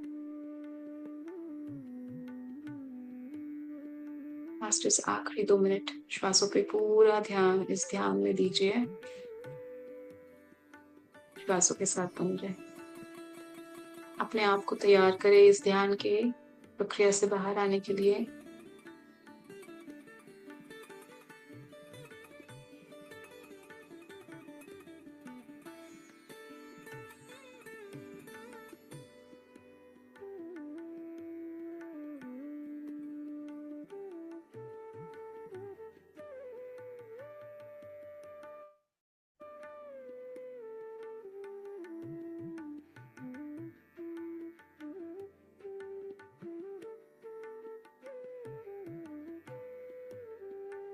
धीरे धीरे अपनी पैरों की उंगलियों को मूव कीजिए और हाथों की उंगलियों को भी थोड़ा सा हिलाइए। जब आप तैयार हो दोनों हथेलियों को आंखों पे रखिए। 5, 4, 3, 2, 1, 0। दोनों हथेलियों को आंखों पे से निकाल के को बोल दीजिए, खुद के लिए क्लैप कीजिए, शाबाशी दीजिए। इतने सुंदर जगह पे हम ध्यान कर रहे थे। Thank you all of you masters for joining this session.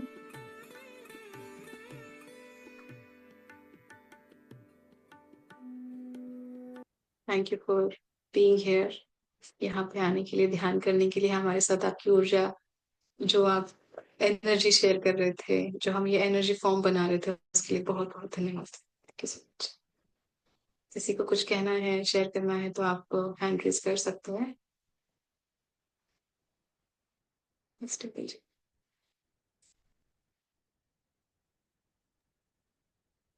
Thank you Pooja ji, thank you everyone, बहुत सुंदर ध्यान लगा। हाँ पूजा जी, अब आप बात कर रहे थे, वो मूवी का नाम बताएं क्या था? वो मैं भूल गई। छावा, छावा। मराठी हिंदी मूवी है छावा। अच्छा, okay, thank you so much, very nice. जरूरत थी मुझे इस ध्यान की, और बहुत वो जो स्टोरी आपने पढ़ी बहुत सुंदर थी। Thank you so much, thank you, thank you. Thank you Dimple ji edit, for thank you. Joining us. Sunil ji, yes, बोलिए।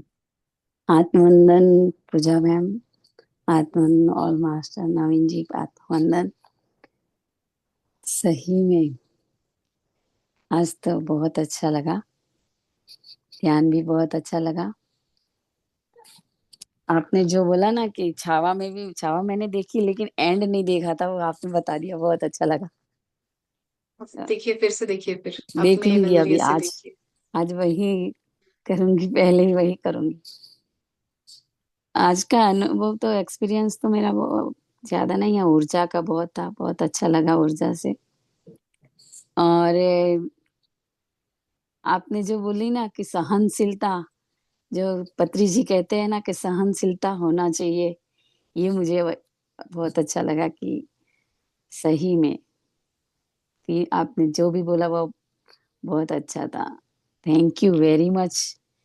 आई क्लोजिंग, आई खोलने के लिए, आंखें खोलने के लिए, ये बहुत अच्छा लगा। Thank you very much, thanks a lot, thank you Sunil ji, gratitude, gratitude. Thank you for joining us. क्योंकि हम सभी मिलके जो ध्यान, ज्ञान, जो भी स्वाध्याय करते हैं, वो बहुत जरूरी है। और सभी को धन्यवाद यहाँ आने के लिए। Thank you Sonal ji. Thank you very much. Krishna ji, बोलिए। सॉरी, मैंने म्यूट कर दिया। वाह, अनम्यूट कीजिए प्लीज। नमस्ते पूजा जी। नमस्ते। ओह, तो कितने दिन से ज्वाइन ही नहीं कर पा रही हूँ, तबीयत ठीक नहीं है ना। मैंने ये, आपने बोला था ना मुझे पूछने के लिए कि जब ऊपर जाते हो तो वो विलय एक है। पहले भी बोला गया था लेकिन मैंने ध्यान नहीं दिया था उस बात को। जब आपने बोला तो मैंने पूछा, तो उसका जवाब यही मिला कि ये लास्ट विलय, मतलब यहाँ पे है जीवित प्राणी इससे ऊपर नहीं जा सकता। वो लास्ट है, जीवित प्राणी वहां तक ही जा सकता है, उससे ऊपर नहीं जा सकता। वाह, और आज का एक्सपीरियंस तो बहुत ही अच्छा रहा कि जैसे नवरात्रि में ही मुझे बोला गया था कि तुम अपना ब्रह्म, उसमें इसको ब्रह्मलोक ही बोल, वहां जाके बैठो और अंदर जाओ और अंदर बैठ के ही तुम ध्यान करो। तो जैसे आपने स्टार्ट करवाया, मैं यहाँ गई, फिर यहाँ पे वो त्रिनेत्र जो खुल गया, और उसके बाद से ऐसा लग रहा है कि यहाँ से कुछ डोर, मतलब वो लगातार देखे जा रहे हैं ना, जैसे सार्थक होता, तो बहुत दूर तक देख रहे हैं, और वहां पे कुछ नहीं दिख रहा, एक बिंदु सिर्फ दिख रहा है, ओनली वन वाइट डॉट। और वहां पे बहुत देर देखते देखते फिर लग रहा है कि वो बिंदु धीरे धीरे धीरे धीरे वो जो भी डोर हुए, जो है कनेक्शन, वो धीरे धीरे अंदर जा रहा है, और मतलब कम हो रहा है, और वो बिंदु बढ़ रहा है। बढ़ते बढ़ते फिर वो आ गया यहाँ, और जो आँख की पुतली होती उसके अंदर समा गया।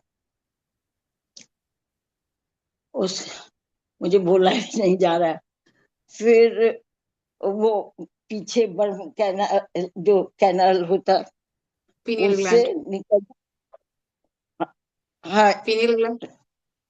हाँ, जो उससे निकल के फिर वो ऊपर जा रहा है, ऊपर जा रहा है, तो उससे प्रकाश ऐसे से गिरते जा रहा है, मैंने उसके साथ मैं भी हूँ, नहीं ऐसे जा रहे।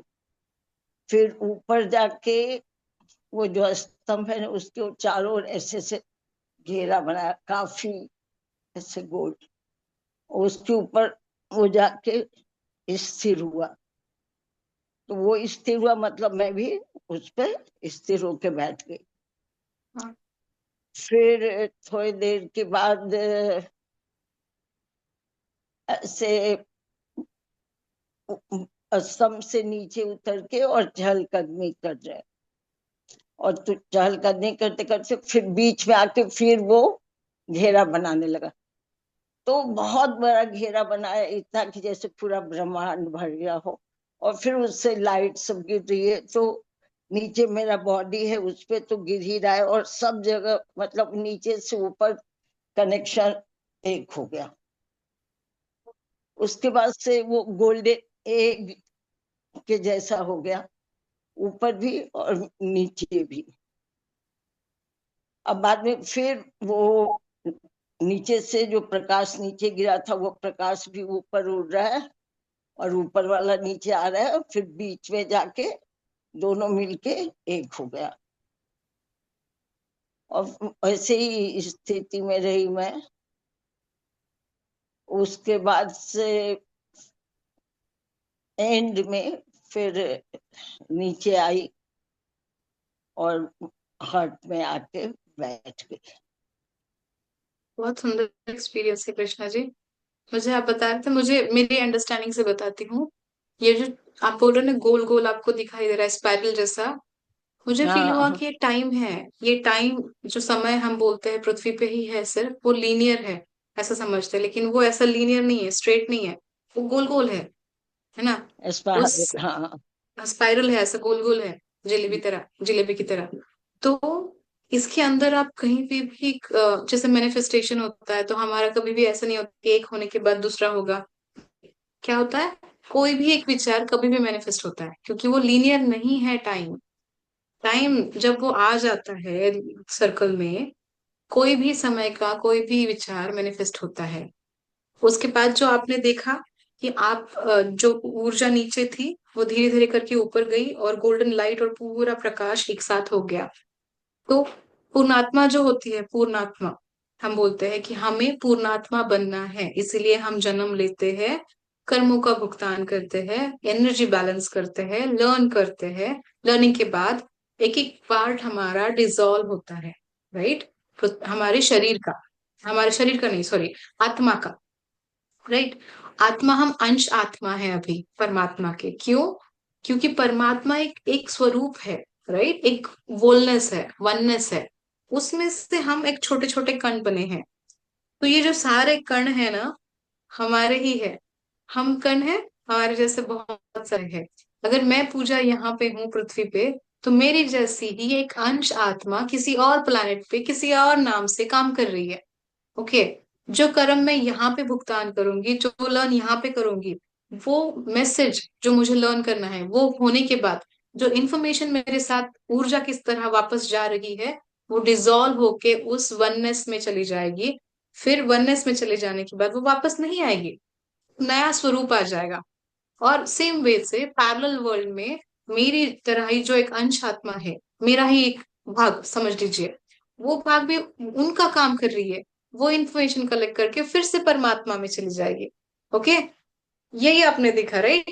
कलेक्ट हो रहा है, एक एक पोर्शन कलेक्ट हो रहा है, एक एक ऊर्जा कलेक्ट होके ऊपर चली गई, ऐसा एक पूर्ण आत्मा बन गई। फिर रिजोल्यूशन होता है ना, इंफॉर्मेशन लेके जाते हो, इंफॉर्मेशन ले जाने के बाद एक पूरा बन जाता है। इंफॉर्मेशन जब अधूरी है तब तक वो अंश वहीं पे रह जाता है, पूरा होने के बाद एक पूरा हाँ, बन गया, एक वो एनर्जी ऊपर जो जाता है वो ऊपर ही रह जाता है, रह जाता है। नीचे हाँ।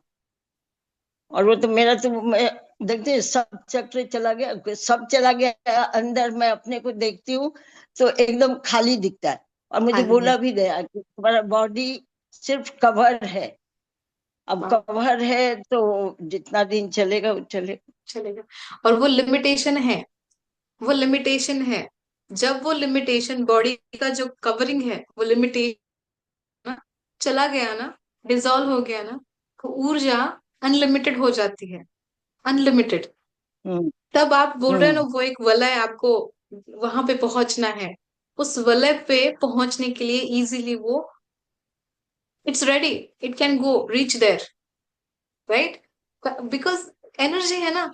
और इस एनर्जी को आपने इतना बढ़ाया है कि ये वलय जब चला जाएगा, रिस्ट्रिक्शन चला जाएगा, लिमिटेशंस चले जाएंगे, तब आप अनलिमिटेड बन जाओगे।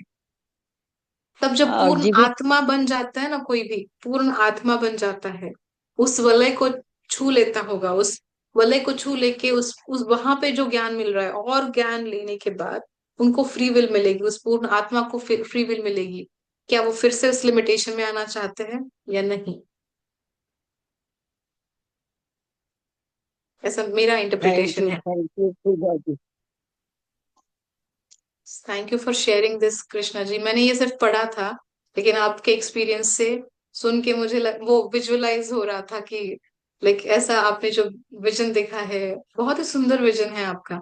और जो वलय का हाँ मैंने तो ये हम्म, ऐसा नहीं है कि मैंने आज ही देखा है, प्राय बार बार देखते हैं। हाँ। राइट, मैंने सुने हैं आपके एक्सपीरियंसेस पहले भी सेशंस में, जो भी वीडियोस यूट्यूब पे आते हैं। लेकिन अच्छा। आपकी ऊर्जा इतनी है कि ये लिमिटेशन समझती है, इतना अवेयरनेस है, शरीर का लिमिटेशन वो समझती है।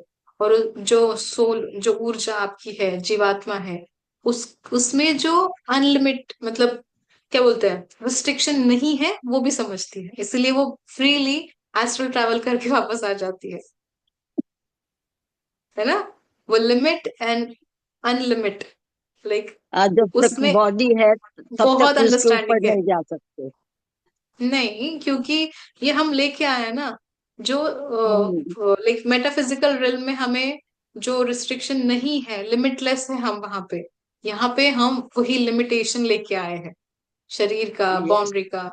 इस शरीर में रहते हुए हम कोई एक कंट्री भी नहीं पार कर सकते, पासपोर्ट और टिकट के बिना, राइट? लेकिन सोल तो यस कितना घूम के आता है, ब्रह्मांड घूम के आता है। तो आपके अंदर इतना अवेयरनेस है एंड दैट्स अमेजिंग। ऊर्जा भी इतनी ज्यादा है। आपने जो आंसर किया कि लाइक वहां जाने के लिए ये लिमिटेशन है, you can not go to that level, वलय को जाके यस। छू नहीं पाओगे, क्योंकि ये मैं लिमिटेशन है। पहले भी जैसे पूछी थी ना तो मुझे बोला गया था, लेकिन मैंने ध्यान नहीं दिया था। जब आपने बोला पूछने को ना, फिर मैंने नारायण से ही पूछा तो फिर उन्होंने भी यही बोला। That's amazing, lovely. ये हमारे लिए बहुत अच्छा एक इंफॉर्मेशन है मास्टर्स, कि ये जो प्रकाश हम बार बार बोलते हैं ना, ये सच में हम हैं, इस पर भरोसा कीजिए। और हम जो प्रकाश है, लिमिटलेस है। तो कोई भी अगर लिमिटिंग बिलीफ है मन में कि मैं ये कर नहीं पाऊंगा, थोड़ा सा कॉन्फिडेंस कम है, रिमेम्बर वन थिंग, आप ही वो प्रकाश हो। आप ही प्रकाश पे निर्बंध लगा रहे हो, बंधन लगा रहे हो, राइट? आप ही उसको खोल सकते हो, कोई और ही नहीं खोल सकता।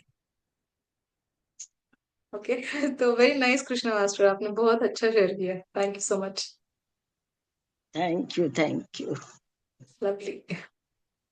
ओके मेरा मास्टर। बोलने का बिल्कुल ही मतलब ये पूरा नवरात्रि में 4 दिन में एकदम हो ये रहा हो है। गई। जारा बुखार यूटीआई हो गया तो सब हो गया ना, दर्द ये। हम्म। तो लेकिन मैं बोली आपने पूछने को बोला था, मैंने पूछा दूसरे दिन, मैं पूछी कि पूजा जी हैं क्या कहीं, तो नहीं थे आप। तो आज मैंने देखा कि आप हो तो मैं बोली चल आज मैं बता ही देती हूँ। Thank you so much for sharing. नहीं, मैं सोच रही थी, मैंने मधु जी से भी पूछा था, और आज आपसे बात भी हो गई, तो अच्छा हो गया आपने बताया।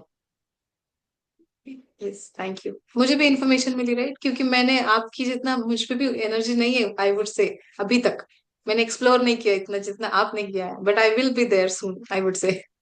लेकिन मैं एक्सप्लोर कर रही हूँ, बोल सकती हूँ ऐसे। थैंक यू कृष्णा मास्टर, इन सभी को बहुत आप लोग तो धन्यवाद। आप लोग तो हाँ, कितना क्लास किए हुए हो, कितना चीज सीखे हुए हो। मैं तो जस्ट हाउस होल्ड में ही रही हूँ। हाँ, शायद ये मेरा वे है सीखने का, राइट, इस जन्म में जो अंदर है वो बाहर निकालते निकालते वो ज्ञान मुझे मिल रहा है, और एक स्टेज ऐसा आ जाएगा जैसे आप एक्सप्लेन कर रहे हो, वो मेरे अंदर से ही मुझे बताया जाएगा, राइट, जो मुझे मैं शायद तो अभी मैं ध्यान नहीं दे रही हूँ। अभी बीमार हो गई तो मैंने बोला, माँ मैंने कौन सी गलती करी जो इसी समय मुझे बीमार किया, ऐसा क्यों हो रहा। तो बोले सब शुद्धि हो गई है तुम्हारी, लेकिन बॉडी में जो थोड़ी बहुत निगेटिविटी बची है वो सब निकल रहा है। कोई बात नहीं, निकलने दो, यस, यस, निकलने दो। यस, सारी चीजें बुरी नहीं होती है एक्चुअली, कुछ अच्छे के लिए थोड़ा सा पेन भी हमें हो जाता है, लेकिन वो एक शुद्धिकरण का ही मार्ग है। आ, लेकिन तकलीफ तो होती है ना। तकलीफ होती है, तकलीफ के बिना डायमंड कैसे बनता है, देखिए, निखरने के लिए तो उसको निखारा ही चाहिए, वही चाहिए, कोयला ही चाहिए, राइट।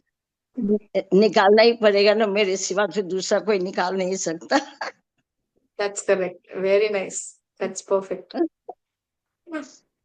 चलिए, thank you master, thank you Krishna ji. आपको भी थैंक्स, थैंक्स। पर सारे मास्टर जो चैट में लिख रहे हैं सभी को बहुत बहुत ग्रैटिट्यूड, धन्यवाद। और ध्यान करते रहिए, ज्ञान बांटते रहिए, सज्जन सांगत्य करते रहेंगे। Thank you so much. फिर से कल जुड़िए सेशन में और बातें करते हैं। Okay, thank you so much. Good night, good evening, good morning सभी को जहाँ पे भी आते हैं। Thank you so much.